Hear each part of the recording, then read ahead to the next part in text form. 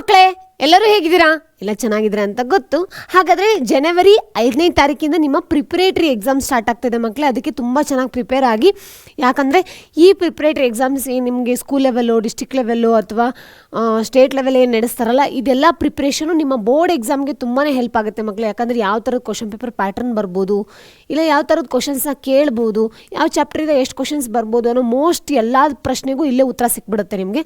ಅದಕ್ಕೆ ಹೇಳ್ತಾ ಇದ್ದೀನಿ, ಪ್ರಿಪ್ರೇಟರಿ ಎಕ್ಸಾಮ್ಸ್ನ ತುಂಬ ಚೆನ್ನಾಗಿ ಮಾಡಿ, ಸ್ವಲ್ಪ ಜಾಸ್ತಿನೇ ಎಫರ್ಟ್ ಹಾಕ್ಬಿಟ್ಟು ಏನು ಮಾಡಿ ಅಂತಂದರೆ ಎಲ್ಲದಕ್ಕೂ ಕರೆಕ್ಟಾಗಿ, ಅಂದರೆ ಎಲ್ಲ ಸಬ್ಜೆಕ್ಟು ಕರೆಕ್ಟಾಗಿ ಟೈಮ್ ಕೊಟ್ಬಿಟ್ಟು ಏನು ಮಾಡಿ ಅಂದರೆ ಪ್ರಾಕ್ಟೀಸ್ ಮಾಡಿ, ಆಮೇಲೆ ಏನು ಮಾಡಿ ಅಂದರೆ ಅಟೆಂಡ್ ಮಾಡಿ ಎಕ್ಸಾಮ್ನ. ಓಕೆನಾ? ಹಾಗಾದರೆ ನಾವು ಇವತ್ತೇನು ಮಾಡೋಣ ಅಂದರೆ ಕಂಪ್ಲೀಟ್ ಒಂದು ಮಾಡೆಲ್ ಕ್ವಶನ್ ಪೇಪರ್ನ ನಾನು ಇವತ್ತೇನು ಮಾಡ್ತಾ ಇದ್ದೀನಿ ಅಂದರೆ ನಿಮಗೆ ಸಾಲ್ವ್ ಮಾಡ್ತಾ ಇದ್ದೀನಿ. ಯಾಕೆ ಅಂದರೆ ಒಂದು full stretch model question paper ನಾವು ಸಾಲ್ವ್ ಮಾಡೇ ಇಲ್ಲ. ಜಸ್ಟ್ ಒಂದು ಸ್ಟ್ರೆಚಲ್ಲಿ ಕಂಪ್ಲೀಟಾಗಿ ಮಾಡಿದ್ವಿ ಅಂದರೆ ನಿಮಗದು ಒಂದು ಐಡಿಯಾ ಸಿಗುತ್ತೆ ಹೆಂಗೆ ನೀವು ಎಕ್ಸಾಮಲ್ಲಿ ಅಟೆಂಡ್ ಮಾಡಬೇಕು ಏನು ಅಂತ. ಅದಕ್ಕೆ ಏನು ಮಾಡ್ತಾ ಇದ್ದೀನಿ ಅಂದರೆ ತೋರಿಸ್ಕೊಡ್ತಾ ಇದ್ದೀನಿ ಮಕ್ಕಳೇ. ಏನಾದರೂ ಬೇರೆ ಡೌಟ್ಸ್ ಅದು ಏನಾದರೂ ಇತ್ತಂದರೆ ಕಮೆಂಟ್ ಬಾಕ್ಸಲ್ಲಿ ತಿಳಿಸಿ. ಅದಕ್ಕೂ ಕೂಡ ನಾನು ಏನು ಮಾಡ್ತೀನಿ ಅಂದರೆ ಬೇರೆ ಯಾವುದಾದ್ರೂ ಒಂದು ವೀಡಿಯೋದಲ್ಲಿ ರಿಪ್ಲೈ ಕೊಡ್ತೀನಿ. ಅಷ್ಟೇ ಅಲ್ಲದೆ ನಿಮಗೆ ಪ್ರಿಪ್ರೇಟ್ರಿ ಎಕ್ಸಾಮ್ಗೆ ಬೇರೆ ಯಾವುದಕ್ಕಾದರೂ ಪ್ರಿಪ್ರೇಷನ್ಗೆ ಈ ಥರದ್ದು ಒಂದು ವೀಡಿಯೋ ಬೇಕು ಅನ್ನೋದಿದ್ದರೆ ತಿಳಿಸಿ ಮಕ್ಕಳೇ. ಆ ಥರ ನಿಮ್ಗೆ ಹೆಲ್ಪ್ ಆಗೋ ಥರದ್ದು ಒಂದು ವೀಡಿಯೋನ ಏನು ಮಾಡ್ತೀನಿ ಅಂದರೆ ನಿಮ್ಮ ಪ್ರಿಪ್ರೇಟರಿ ಎಕ್ಸಾಮ್ ಸ್ಟಾರ್ಟ್ ಆಗೋಷ್ಟರಲ್ಲಿ ಮಾಡೋಣ. ಓಕೆನಾ? ಈಗ ಹೇಗಿದ್ರು ಸರ್ ಆಲ್ರೆಡಿ ಲೈವ್ ಕ್ಲಾಸಸ್ ಮಾಡ್ತಾ ಇದ್ದಾರೆ, ಅದು ಕೂಡ ನಿಮ್ಗೆ ಏನಾಗುತ್ತೆ ತುಂಬಾ ಹೆಲ್ಪ್ ಆಗುತ್ತೆ ಮಕ್ಕಳೇ. ಲೈವ್ ಕ್ಲಾಸಸ್ನ ಅಟೆಂಡ್ ಮಾಡಿ ನಿಮ್ಗೆ ಏನಾದರೂ ಡೌಟ್ಸ್ ಇತ್ತು ಅಂದರೆ ಸರ್ ಜೊತೆ ಕ್ಲಾರಿಫೈ ಮಾಡ್ಕೊಳ್ಳಿ. ಓಕೆನಾ? ಬೇರೆ ನಿಮ್ಗೆ ಯಾವುದಾದ್ರೂ ಬಗ್ಗೆ ಡೌಟ್ಸ್ ಇತ್ತು, ಏನಾದರೂ ಇತ್ತು ಅಂದರೆ ಡೆಫಿನೆಟಾಗಿ ಕಮೆಂಟ್ ಬಾಕ್ಸಲ್ಲಿ ತಿಳಿಸಿ ಮಕ್ಕಳೇ, ನಾವು ನೋಡ್ತೀವಿ. ಅದಾದಮೇಲೆ ಬೇರೆ ಯಾವುದಾದ್ರೂ ಒಂದು ವೀಡಿಯೋದಲ್ಲಿ ಅದಕ್ಕೆ ಸೊಲ್ಯೂಷನ್ನು ಹೇಳ್ತೀವಿ. ಆಯಿತಾ? ಹಾಗಾದರೆ ಇನ್ನೊಂದು ನಾನು ಯಾವಾಗಲೂ ಹೇಳ್ತಾ ಇರ್ತೀನಿ ಮಕ್ಕಳೇ, ಹೆಲ್ತ್ನ ತುಂಬ ಚೆನ್ನಾಗಿ ಕಾಪಾಡ್ಕೊಳ್ಳಿ. ಯಾಕಂದರೆ ಇನ್ನು ಇದು ನಿಮ್ಮ ಕ್ರೂಷಿಯಲ್ ಟೈಮ್, ಅಂದರೆ ಒಂದು ಗೋಲ್ಡನ್ ಟೈಮ್ ಅಂತಲೇ ಹೇಳ್ಬೋದು. ಹೆಲ್ತ್ ತುಂಬಾ ಇಂಪಾರ್ಟೆಂಟ್ ಆಗಿರುತ್ತೆ. ಇನ್ನೊಂದು 2 months 2.5 months ಕರೆಕ್ಟಾಗಿ ನಿಮ್ಮ ಹೆಲ್ತ್ನ ಎಲ್ಲದನ್ನ ಏನು ಮಾಡಿ ಮೇಂಟೈನ್ ಮಾಡ್ತಾ ಬನ್ನಿ. ಓಕೆನಾ? ಹಾಗಾದರೆ ನಾನು MCQಸ್ನ ಸಾಲ್ವ್ ಮಾಡ್ತಾ ಇಲ್ಲ ಮಕ್ಕಳೇ. ಯಾಕೆ ಅಂದರೆ MCQs ಅಕಸ್ಮಾತ್ ನೀವು ಬೇಕು ಅನ್ನೋದಿದ್ರೆ ಹೇಳಿ 3rd and 4th model question paper ಎರಡೂ ಸೇರಿಸ್ಬಿಟ್ಟು ಒಂದೇ ವೀಡಿಯೋದಲ್ಲಿ ಮಾಡ್ತೀನಿ. ಇವತ್ತೇನು ಮಾಡ್ತಾ ಇದ್ದೀನಿ, 1 ಮಾರ್ಕಿಂದ ಹಿಡಿದು 5 ಮಾರ್ಕ್ ಇರೋ ಎಲ್ಲ ಕ್ವಶನ್ಸ್ನ ಏನು ಮಾಡ್ತಾ ಇವಾಗ ಸಾಲ್ವ್ ಮಾಡ್ತಾ ಇದ್ದೀನಿ. ಓಕೆನಾ? ಫಸ್ಟ್ ಕ್ವಶನ್ ನೋಡೋಣ. ಏನದು? ಚಿತ್ರದಲ್ಲಿ ಡಿ ಪ್ಯಾರಲಲ್ BC ಆಗಿದೆ. BD is equal to 7.2 centimetre, AE 1.8 centimetre ಮತ್ತು EC 5.4 ಸೆಂಟಿಮೀಟರ್ ಆದರೆ ADಯ ಉದ್ದವನ್ನು ಕಂಡುಹಿಡಿಯಿರಿ ಅಂತ ಹೇಳಿದ್ದಾರೆ. ನಿಮಗೆ ಗೊತ್ತು ಏನದು? ತ್ರಿಭುಜಗಳ ಪಾಠದಲ್ಲಿ ಹೇಳ್ಬೇಕಾದ್ರೆ ನಿಮ್ಮ ಟೀಚರ್ಸ್ ಕೂಡ ಹೇಳಿರ್ತಾರೆ. ಅಕಸ್ಮಾತ್ ಈ 2 ಲೈನ್ಸ್ ಏನಾದರೂ ಅಕಸ್ಮಾತ್ ಪ್ಯಾರಲಲ್ ಆಗಿತ್ತು ಅಂತಂದರೆ, ಅಂದರೆ ಸಮಾಂತರವಾಗಿತ್ತು ಅಂದರೆ ಆವಾಗ ನಾವೇನಂತ ಕರಿಬೋದು ಅಂದರೆ ನಿಮಗೆ ಗೊತ್ತು ಏನದು? AD ಅಂದರೆ AD divided by DB is equals to ಏನಂತ ಹೇಳ್ತೀವಿ ನಾವು? AE ಡಿವೈಡೆಡ್ ಬೈ EC ಅಂತ ಹೇಳ್ತೀವಲ್ವ ನೋಡಿ. ಹೌದಾ? ಹಾಗಾದರೆ AD ವ್ಯಾಲ್ಯೂನ ಅವ್ರು ಕೇಳಿರೋದು ಏನು ಬರುತ್ತೆ ಅಂತ. ಹಾಗಾದರೆ AD ಹಾಗೆ ಇಟ್ಕೊಳ್ಳೋಣ. AD ಡಿವೈಡೆಡ್ ಬೈ DB ಎಷ್ಟು ಕೊಟ್ಟಿದ್ದಾರೆ ನೋಡಿ ಮಕ್ಕಳೇ? 7.2 ಕೊಟ್ಟಿದ್ದಾರಲ್ವ, ಇಲ್ಲಿ ನೋಡಿ 7.2 ಬರ್ಕೋತೀನಿ. ಅದೇ ರೀತಿ AE ಎಷ್ಟು ಕೊಟ್ಟಿದ್ದಾರೆ? 1.8. EC ಅಂದರೆ ಎಷ್ಟು ಕೊಟ್ಟಿದ್ದಾರೆ? 5.4 ಕೊಟ್ಟಿದ್ದಾರೆ. ಹೌದಲ್ವಾ? ಹಾಗಾದರೆ ADನ ಇಲ್ಲಿ ಬರ್ಕೋತೀನಿ ನಾನು. AD ಈಸ್ ಈಕ್ವಲ್ ಟು ಏನಾಗುತ್ತೆ? 1.8 ಡಿವೈಡೆಡ್ ಬೈ 5.4 ಇಂಟು ಇಲ್ಲಿ ಏನಿದೆ ಡಿನಾಮಿನೇಟ್ರಲ್ಲಿದೆ, ಈ ಕಡೆ ಹೋದರೆ ಏನಾಗುತ್ತೆ? ನ್ಯೂಮರೇಟ್ರಿಗೆ ಬರುತ್ತೆ. ಹೌದಾ? ಹಾಗಾದರೆ 7.2 ಅಂತ ಆಗುತ್ತೆ. 1.8 1 ಆದರೆ ಇದೇನಾಗುತ್ತೆ? 3 ಆಗುತ್ತೆ. ಹೌದಾ? ಅದೇ ಥರ 3 1 3 2 3 4 ಅಂತ ಹೇಳ್ಬೋದು. ಹಾಗಾದರೆ AD ಎಷ್ಟು ಬರುತ್ತೆ ನೋಡಿ ಮಕ್ಕಳೇ? 2.4 ಸೆಂಟಿಮೀಟರ್ ಬರುತ್ತೆ. ಹೌದಾ? ಇದನ್ನು ಯಾವುದೇ ಕಾರಣ, 1 ನಿಮಿಷ ತಡೀರಿ ಮಕ್ಕಳೇ. AD ಎಷ್ಟು ಬರುತ್ತೆ? 2.4 ಸೆಂಟಿಮೀಟರ್ ಬರುತ್ತೆ. ಹೌದಾ? ಯಾವುದೇ ಕಾರಣಕ್ಕೂ ಲಾಸ್ಟಿಗೆ ಸೆಂಟಿಮೀಟರು ಮೀಟರ್ ಅದೆಲ್ಲ ಇರುತ್ತಲ್ಲ, ಅದು ಮರಿಬೇಡಿ ಮಕ್ಕಳೇ. ಯಾಕಂದರೆ ನಿಮ್ಮ ಕಂಪ್ಲೀಟಾಗಿ 80 ಔಟ್ ಆಫ್ 80 ಬರೆದಿರ್ತಾರೆ ಪೇಪರ್. ಅಕಸ್ಮಾತ್ ಈ ಥರದ ಮಿಸ್ಟೇಕ್ಸ್ ಮಾಡಿದ್ರಿ ಅಂದರೆ ಅಲ್ಲೂ ಕೂಡ ಮಾರ್ಕ್ಸ್ನ ತೆಗೆದುಬಿಡ್ತಾರೆ. ಸುಮ್ಮನೆ ಅನ್ನೆಸೆಸರಿಯಾಗಿ ಏನಾಗುತ್ತೆ 1/2 ಮಾರ್ಕ್ 1 ಮಾರ್ಕ್ಸ್ ಹೋಗೋ ಚಾನ್ಸಸ್ ಇರುತ್ತೆ. ಅದಕ್ಕೆಲ್ಲ ಏನು ಮಾಡಬೇಡಿ ಅಂದರೆ ಲೀಡ್ ಕೊಡೋಕ್ಕೆ ಹೋಗ್ಬಿಡಿ. ಅದಕ್ಕೆ ಕಂಪ್ಲೀಟಾಗಿ ಏನಾದರೂ ಸೆಂಟಿಮೀಟ್ರಲ್ಲಿ ಕೊಡ್ತೀರಿ ಸೆಂಟಿಮೀಟರ್ ಅಂತ ಬರೀರಿ, ಮೀಟ್ರ್ ಅಂತ ಕೊಡ್ತೀರಿ ಮೀಟ್ರ್ ಅಂತ ಬರೀರಿ. ಓಕೆನಾ? ಹಾಗಾದರೆ ಫಸ್ಟ್ ಆನ್ಸರ್ ಗೊತ್ತಾಯ್ತಲ್ಲ. ಸೆಕೆಂಡ್ ಕ್ವಶನ್ ನೋಡೋಣ ನಾವು. ಏನದು? ಮೂಲ ಬಿಂದುವಿನಿಂದ PA, B ಬಿಂದುವಿನ ಇರುವ ದೂರವನ್ನು ಬರೆಯಿರಿ ಅಂತ ಹೇಳಿದ್ದಾರೆ. ಹಾಗಾದರೆ ಒಂದು ಮೂಲ ಬಿಂದುವಿನಿಂದ PA, B ಅಂತ ಒಂದಿದೆ ಬಿಂದು ಇದೆ. ಆ ಬಿಂದುಗಿರುವ ದೂರವನ್ನು ಕಂಡಿಡ್ರಿ. ಹಾಗಂದ್ರೆ ಡಿಸ್ಟೆನ್ಸ್ ಫಾರ್ಮುಲಾ ಬರೀಬೇಕು. ಏನದು? ಡಿನ ಏನಂತ ಕರಿತೀವಿ ನಾವು? √x² + y² ಅಂತ ಬರಿತೀವ. ಹೌದಲ್ವ ಮಕ್ಕಳೇ? ಹಾಗಾದರೆ ಎಕ್ಸ್ ಯಾವುದಿಲ್ಲಿ? ಇದು ಎಕ್ಸ್ ಅಂತ ಕರಿತೀನಿ, ಇದನ್ನು y ಅಂತ ಕರಿತೀನಿ. ಹಾಗಾದರೆ D is equal to √, A square plus ಏನಂತ ಕರಿತೀವಿ ಬಿ ಸ್ಕ್ವೇರ್ ಅಂತ ಕರಿತೀವಿ ಅಷ್ಟೇ. ಇದು ಉತ್ತರ. ನೋಡಿ ಎಷ್ಟು ಈಸಿಯಾಗಿದೆ 1 ಮಾರ್ಕ್ಸ್. ಅದಕ್ಕೆ ನಾನು ಪ್ರತಿ ಸತಿನೂ ಪ್ರತಿ ವಿಡಿಯೋದಲ್ಲೇ ಹೇಳ್ತಾ ಇರ್ತೀನಿ ನಿಮ್ಗೆ ಏನಂದರೆ ಫಾರ್ಮುಲಾಸ್ನ ಓದಿ, ಫಾರ್ಮುಲಾಸ್ ಮೇಲೆ ಕ್ವಶನ್ಸ್ ಇದ್ದೇ ಇರುತ್ತೆ ಅಂತ ಡೆಫಿನೆಟಾಗಿ ಹೇಳ್ತೀನಿ ಮಕ್ಕಳೇ. 1 ಮಾರ್ಕ್ ಅಥವಾ MCQಸಲ್ಲಿ 1 ರಿಂದ 2 ಕ್ವಶನ್ ಬರೀ ಡೈರೆಕ್ಟ್ ಫಾರ್ಮುಲಾಸ್ನೇ ಕೇಳಿರ್ತಾರೆ. ಹಾಗಾಗಿ ಏನು ಮಾಡಿ ಅಂದರೆ ಕರೆಕ್ಟಾಗಿ ಫಾರ್ಮುಲಾಸ್ ಎಲ್ಲದನ್ನೂ ಓದ್ಕೊಳ್ಳಿ. ಅರ್ಥ ಆಯ್ತಲ್ವ? ಹಾಗಿದ್ರೆ ನೆಕ್ಸ್ಟ್ ಕ್ವಶನ್ ಹೋಗೋಣ ನಾವು. ಓಕೆ, ಹಾಂ, 3ನೇ ಕ್ವಶನ್ ನೋಡೋಣ. ಏನದು? ವರ್ಗ ಬಹು ಉಪಯುಕ್ತ F of X X square ಅಂದರೆ ಎಕ್ಸ್ ಗಣ ಮೈನಸ್ 9x ಪ್ಲಸ್ 20 ರಲ್ಲಿ ಎಫ್ ಆಫ್ 1ನ ಬೆಲೆಯನ್ನು ಕಂಡುಹಿಡಿಯಿರಿ ಅಂತ ಹೇಳಿದ್ದಾರೆ. ಹಾಗಾದರೆ ಅವ್ರು ಏನು ಮಾಡಿದ್ದಾರೆ, ಎಫ್ ಆಫ್ ಎಕ್ಸ್ನ ಇಷ್ಟು ಅಂದರೆ ಒಂದು ಇದನ್ನಂತ ಕೊಟ್ಟಿದ್ದಾರೆ. ಹಾಗಾದರೆ ಎಫ್ ಆಫ್ 1 ಅಂದರೆ ಏನಂತ ಬರುತ್ತೆ ಅಂತ ನೋಡೋಣ. ಹಾಗಾದರೆ ಎಕ್ಸ್ ಜಾಗದಲ್ಲಿ ಏನು ಮಾಡ್ಬೇಕು, ನಾವು 1ನ ಹಾಕಿ ನೋಡಬೇಕು. ಇಲ್ಲಿ ಬರ್ಕೊಳ್ಳ ನಾನು. F of X X square minus 9x plus 20 ಅಂತ ಹೇಳಿದ್ದಾರೆ. ಹೌದಾ? ಹಾಗಾದರೆ ಎಫ್ ಆಫ್ 1 ಎಕ್ಸ್ ಜಾಗದಲ್ಲಿ ಏನು ಮಾಡೋಣ, 1 ಹಾಕೋಣ. 1 ಸ್ಕ್ವೇರ್ ಮೈನಸ್ 9 ಆಫ್ 1 ಪ್ಲಸ್ 20 ಅಂತ ಹೇಳೋದು. ಅವಾಗ ಏನಾಗುತ್ತೆ, 1 ಸ್ಕ್ವೇರ್ ಅಂದರೆ ಏನಾಗುತ್ತೆ, 1 ಬರುತ್ತೆ. 9 ಇಂಟು 1 ಅಂದರೆ ಏನಾಗುತ್ತೆ, 9 ಬರುತ್ತೆ. ಪ್ಲಸ್ 20 ಅಂತ ಬರುತ್ತೆ. ಹೌದಾ? ಹಾಗಾದರೆ -9 ಪ್ಲಸ್ 1 ಅಂದರೆ ಏನಾಗುತ್ತೆ, -8 ಆಗುತ್ತೆ. ಹೌದಾ? 20 -8 ಅಂದರೆ ಎಷ್ಟು ಬರುತ್ತೆ ಮಕ್ಕಳೇ, 12 ಬರುತ್ತೆ. ಹಾಗಾದರೆ ಎಫ್ ಆಫ್ 1 ಎಷ್ಟು ಬಂತು, 12 ಅಂತ ಬಂತು ಉತ್ತರ. ಹೌದಲ್ವಾ? ನೋಡಿ, ಜಸ್ಟ್ ಇದೇ ಥರ ಏನು ಮಾಡಿದ್ರೆ ಎಫ್ ಆಫ್ 1 ಅಂತಲೇ ಕೇಳು. F of 2, F of 3, F of 5 ಏನಾದರೂ ಕೇಳಿರ್ಬೋದು. ಜಸ್ಟ್ ಏನು ಮಾಡಬೇಕು ಅಂದರೆ ಎಕ್ಸ್ ಜಾಗದಲ್ಲಿ ಯಾವ ನಂಬರ್ನ ಕೊಟ್ಟಿರ್ತಾರೋ ಆ ನಂಬರ್ನ ಹಾಕಿ ಕ್ಯಾಲ್ಕುಲೇಟ್ ಮಾಡಿದ್ರೆ ನಿಮಗೆ ಬರೋ ಫೈನಲ್ ಉತ್ತರನೇ ಏನಾಗಿರುತ್ತೆ ಅಂದರೆ ಆನ್ಸರ್ ಆಗಿರುತ್ತೆ. ಅರ್ಥ ಆಯ್ತಲ್ವಾ? ಹಾಗಾದರೆ ನೆಕ್ಸ್ಟ್ ಪ್ರಶ್ನೆಗೆ ಹೋಗೋಣ. ಒಂದು ಸಮಾಂತರ ಶ್ರೇಣಿಯಲ್ಲಿ ಮೊದಲ 4 ಪದಗಳ ಮೊತ್ತ 20 ಮತ್ತು ಮೊದಲ 3 ಪದಗಳ ಮೊತ್ತ 12. ಆದರೆ ಆ ಸಮಾಂತರ ಶ್ರೇಣಿಯ 4ನೇ ಪದವನ್ನು ಕಂಡುಹಿಡಿಯಿರಿ ಅಂತ ಹೇಳಿದ್ದಾರೆ.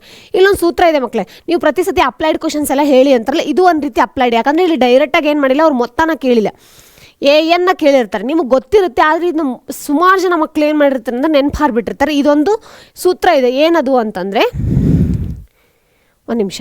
ಹಾಂ, ಎಂದು ನಾರ್ಮಲಾಗಿ ನಾವು ಬರೆಯೋ ಸೂತ್ರ ನಿಮಗೆ ಗೊತ್ತಿರೋದು ಯಾವುದು ಅಂತಂದರೆ a plus n minus 1 into D ಅಂತ ಹೇಳ್ತೀರ. ಹೌದಾ? ಆದರೆ ಇನ್ನೊಂದು ಇದೆ. ಏನದು ಅಂದರೆ, ಅಕಸ್ಮಾತ್ ಅಲ್ಲೇನಾದರೂ ಮೊತ್ತ ಕೊಟ್ಟಿದ್ರು ಅಂದ್ರೆ ಅವಾಗ n is equal to SN minus S of n minus 1 ಅಂತ ಹೇಳ್ಬೋದು ನಾವು.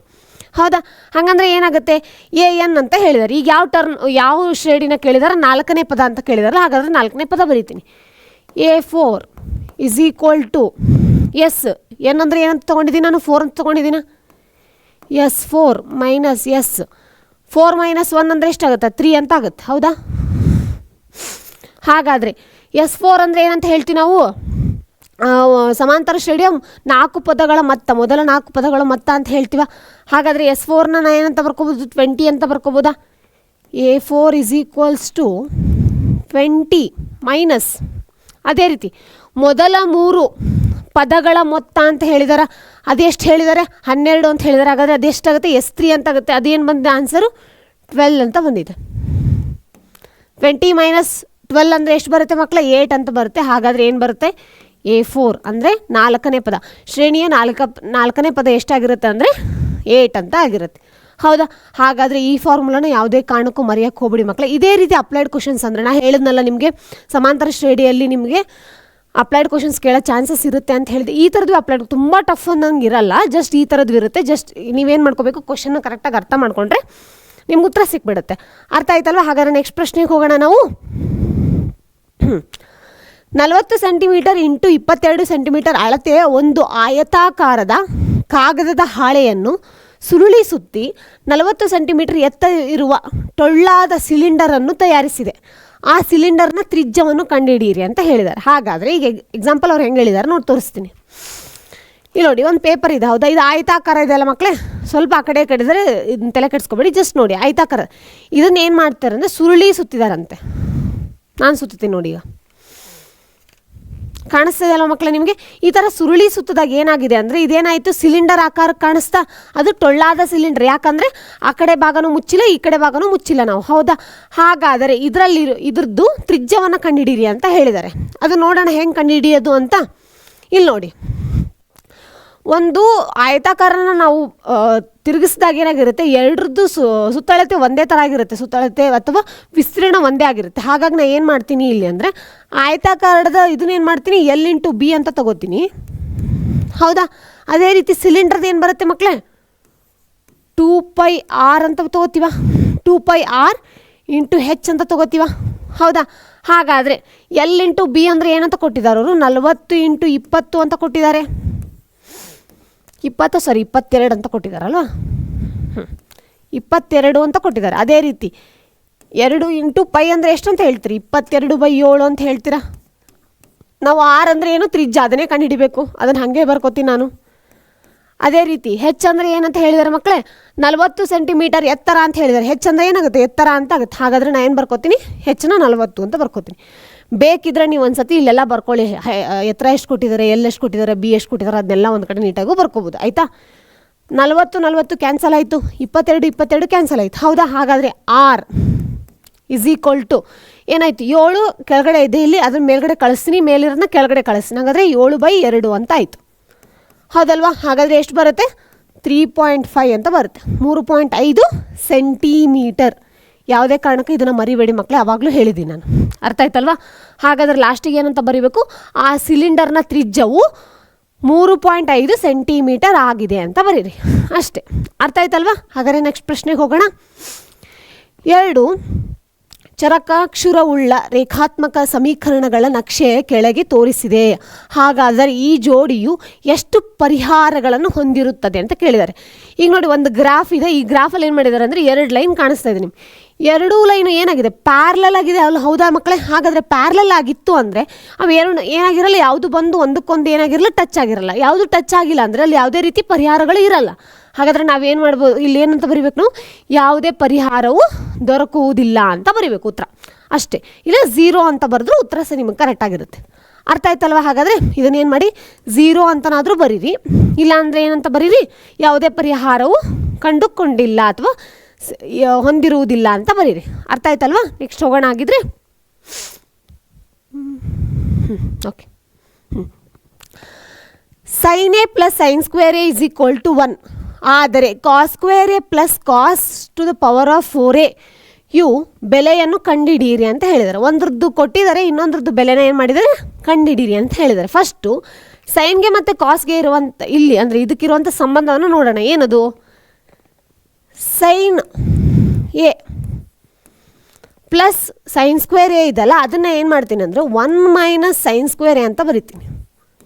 ಏನಂತ ಬರಿತೀನಿ, 1 - sin² a ಅಂತ ಬರಿತೀನಿ. ನಿಮಗೆ ಗೊತ್ತಲ್ವಾ ಏನದು, cos² a + sin² a = ಏನಂತ ಬರಿತಿದ್ರಿ, 1 ಅಂತ ಬರಿತಿದ್ರಿ. ಹಾಗಾದರೆ cos² a = 1 - sin² a ಅಂತ ಬರೆದಿದ್ದೀರಾ. ಇಲ್ಲೊಂಚೂರು ಕಚ್ಪಿಚ್ಚ ಆಯಿತು. ಹಾಂ ನೋಡಿ, ಹೌದಾ. ಹಾಗಾದರೆ ಇಲ್ಲೇನಿದೆ, 1 - sin² a. ಹಾಗಾದರೆ ಏನಾಗುತ್ತೆ, ಇದು cos² a ಅಂತಾಗುತ್ತಾ. sin a = cos² a ಅಂತ ಆಯಿತು. ಹಾಗಾದರೆ ನಂಗೇನು ಬೇಕು, cos to the power of 4a ಬೇಕು. ಹಾಗಾದರೆ ಎರಡು ಕಡೆ ಏನು ಮಾಡ್ತೀನಿ, ಸ್ಕ್ವೇರ್ ಮಾಡ್ತೀನಿ. ಸ್ಕ್ವೇರ್ ಮಾಡಿದಾಗ ಏನಾಗುತ್ತೆ, cos to the power of 4a = ಏನಾಗುತ್ತೆ, sin² a ಅಂತಾಗುತ್ತೆ. ಹೌದಾ. ಹಾಗಿದ್ರೆ ನಾ ಏನು ಮಾಡ್ತೀನಿ, ಇಲ್ಲಿ ತೊಗೋತೀನಿ ನೋಡಿ. ಇವಾಗ cos² a + cos to the power of 4a ಅಂದಾಗ ಏನು ಬರುತ್ತೆ, cos² ಜಾಗದಲ್ಲಿ ಏನಿದೆ, sin a ಇದೆ, ಹೌದಾ. ನಾನು sin a ಬರ್ಕೋತೀನಿ. ಅದೇ ರೀತಿ cos to the power of 4a ಜಾಗದಲ್ಲಿ ಏನಿದೆ, sin² a ಇದೆ, ಹೌದಾ ಮಕ್ಕಳೇ, ಅದನ್ನು ಬರ್ಕೋತೀನಿ. sin a + sin² a ಅಂದರೆ ಏನು ಕೊಟ್ಟಿದ್ದಾರೆ ಅವರೇ, ಇಲ್ಲಿ 1 ಅಂತ ಕೊಟ್ಟಿದ್ದಾರೆ. ಹಾಗಾದರೆ ಉತ್ತರ ಏನು ಬರುತ್ತೆ, ಫೈನಲ್ ಔಟ್ಪುಟ್ಟು 1 ಅಂತ ಬರುತ್ತೆ. ಅರ್ಥ ಆಯ್ತಲ್ಲ ಮಕ್ಕಳು. ಈ ಥರ ಈಕ್ವಲ್ ಚಿಹ್ನೆನೇ ಹಾಕಿ ಅವಾಗ ಏನಾಗುತ್ತೆ, ಇದಕ್ಕೆ ಇದು ಸಮ, ಇದಕ್ಕೆ ಇದು ಸಮ ಅಂತ ಅರ್ಥ ಆಗುತ್ತೆ. ಅದನ್ನ ಹಾಗೆ ಸುಮ್ಮನೆ ಬರೆಯೋಕ್ಕೆ ಹೋಗಬೇಡಿ, ಆಯಿತಾ. ಅರ್ಥ ಆಯ್ತಲ್ವ ಮಕ್ಕಳೇ. ನೆಕ್ಸ್ಟ್ ಪ್ರಶ್ನೆಗೆ ಹೋಗೋಣ. ಎ ಘಟನೆಯು ಸಂಭವನೀಯತೆ 1/5 ಮತ್ತು n(a) = 2 ಆದರೆ n(s) ನ ಬೆಲೆಯು ಕಂಡುಹಿಡಿಯಿರಿ ಅಂತ ಹೇಳಿದ್ದಾರೆ, ಹೌದಾ. ಹಾಗಾದರೆ ಏನಾಗುತ್ತೆ, ಇಲ್ಲಿ ನಿಮಗೆ ಗೊತ್ತು ಸೂತ್ರ ಏನದು, P(a) =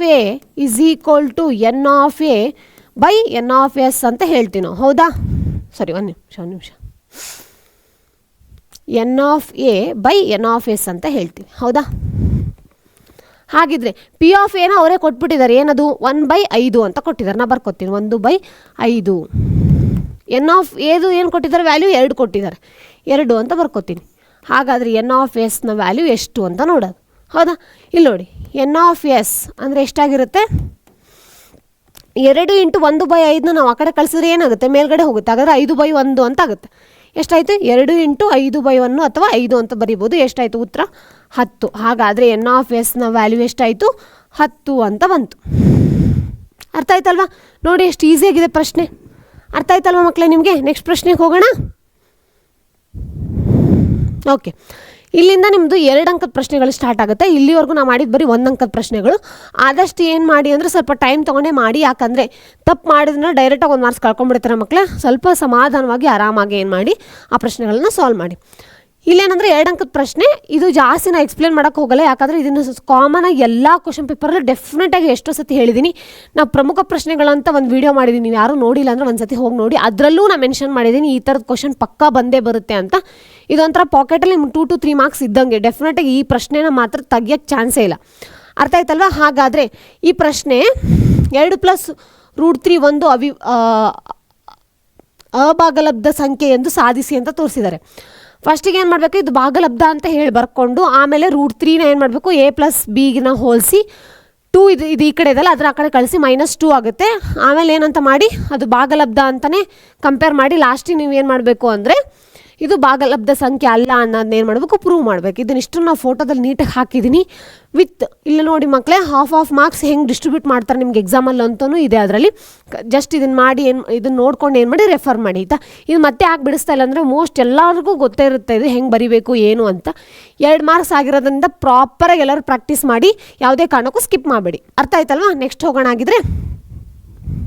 ಓಕೆ, ಕೊಟ್ಟಿರುವ ಚಿತ್ರದಲ್ಲಿ 0 ಕೇಂದ್ರವಿರುವ ವೃತ್ತಕ್ಕೆ ಪಿ ಎ ಮತ್ತು ಪಿ ಬಿ ಸ್ಪರ್ಶಕಗಳಾಗಿವೆ. ಪಿ ಎವು 4 ಸೆಂಟಿಮೀಟರ್, ಅಂದರೆ ಪಿ ಬಿ ಮತ್ತು ಪಿ ಎ ಎರಡು ಏನು ಸ್ಪರ್ಶಕಗಳು. ಹಾಗಾದರೆ ಪಿ ಎ ಎಷ್ಟಿದೆ, 4 ಸೆಂಟಿಮೀಟರ್ ಆಗಿದೆ. ಹೌದಾ?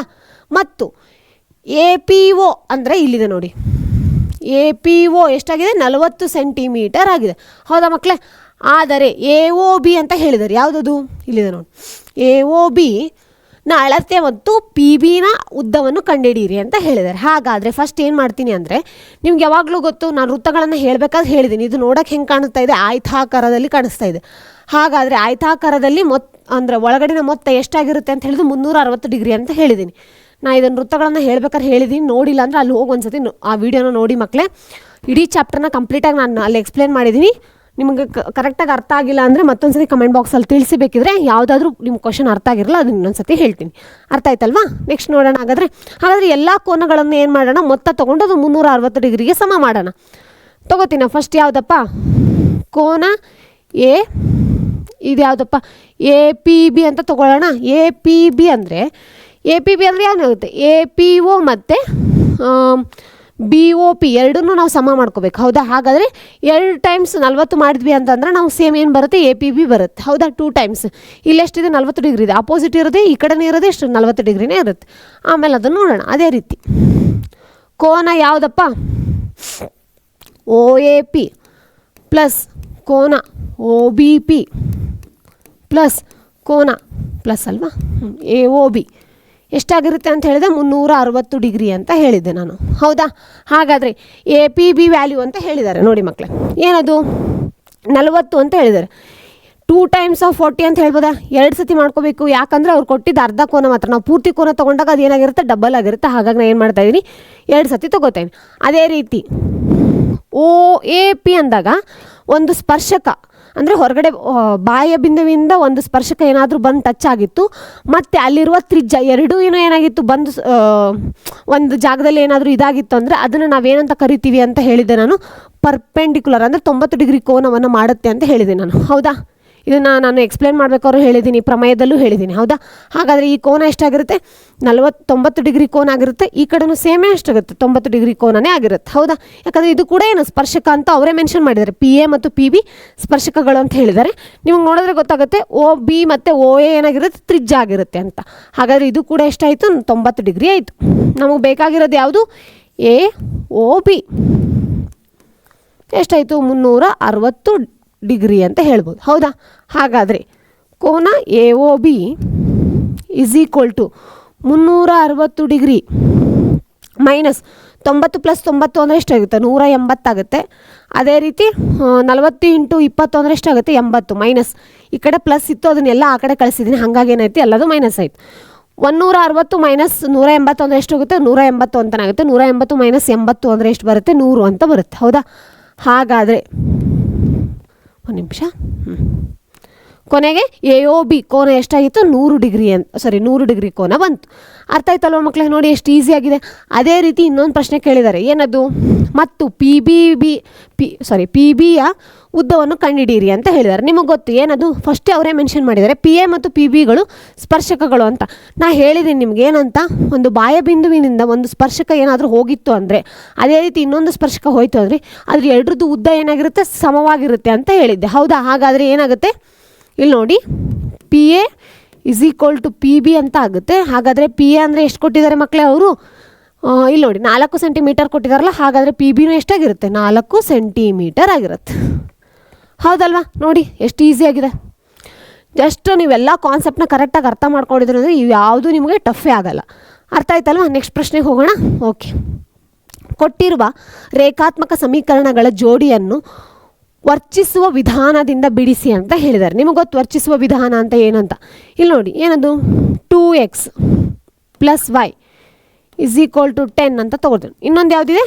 x - y is equal to 2 ಅಂತ ತೊಗೊಂಡಿದ್ದೀನಿ. ಕೆಲವೊಂದು ಸತಿ ಏನು ಮಾಡ್ತಾರೆ, ಚಿನ್ನ ಬದಲಾವಣೆ ಮಾಡಿ ಅಂತ ಹೇಳ್ತಾರೆ. ಅಂದರೆ ಚಿನ್ನನೇ ಬದಲಾವಣೆ ಮಾಡ್ತಾರೆ ನಿಮ್ಮ ಟೀಚರ್ಸ್. ಕೆಲವೊಂದು ಸತಿ ಮಾಡಲ್ಲ. ಅಕಸ್ಮಾತ್ ನಿಮ್ಗೆ ಗೊತ್ತಿತ್ತು ಅಂದರೆ ಅದೇ ಥರ ಮಾಡಿ, ಗೊತ್ತಿಲ್ಲ ಅಂದರೆ ಡೈರೆಕ್ಟಾಗಿ ಮಾಡಿ. ಏನದು? ಇಲ್ಲಿ ಯಾವುದೂ ಇರಲಿಲ್ಲ ಅಂದರೆ ಪ್ಲಸ್ ಇರುತ್ತೆ. 2x + 1 ಅಂದರೆ ಏನಾಗುತ್ತೆ? 3x ಅಂತಲೇ ಆಗುತ್ತೆ. ಪ್ಲಸ್ y - y ಏನಾಗುತ್ತೆ? 2 ಕ್ಯಾನ್ಸಲ್ ಆಗುತ್ತೆ, 0. ಹೌದಾ? 0 ಅಂತ ಬರ್ಕೊಳ್ಬೇಕಿದ್ರೆ.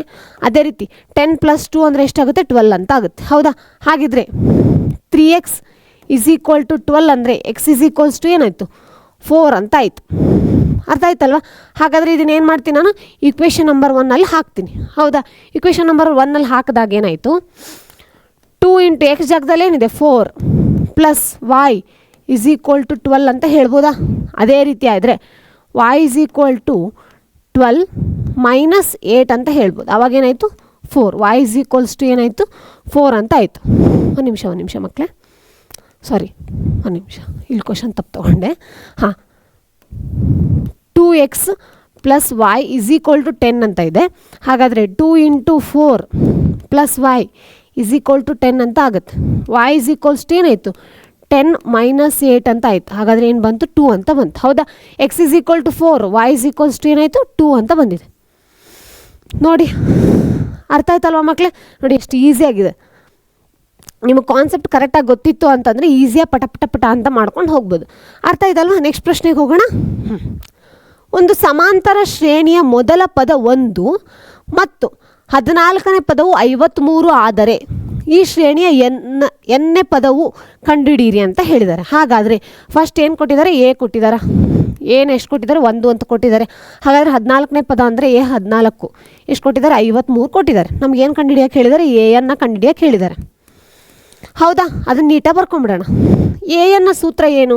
N is equal to A plus n - 1 into D ಅಂತ ಹೇಳ್ತೀವಿ ನಾವು. ಹೌದಾ?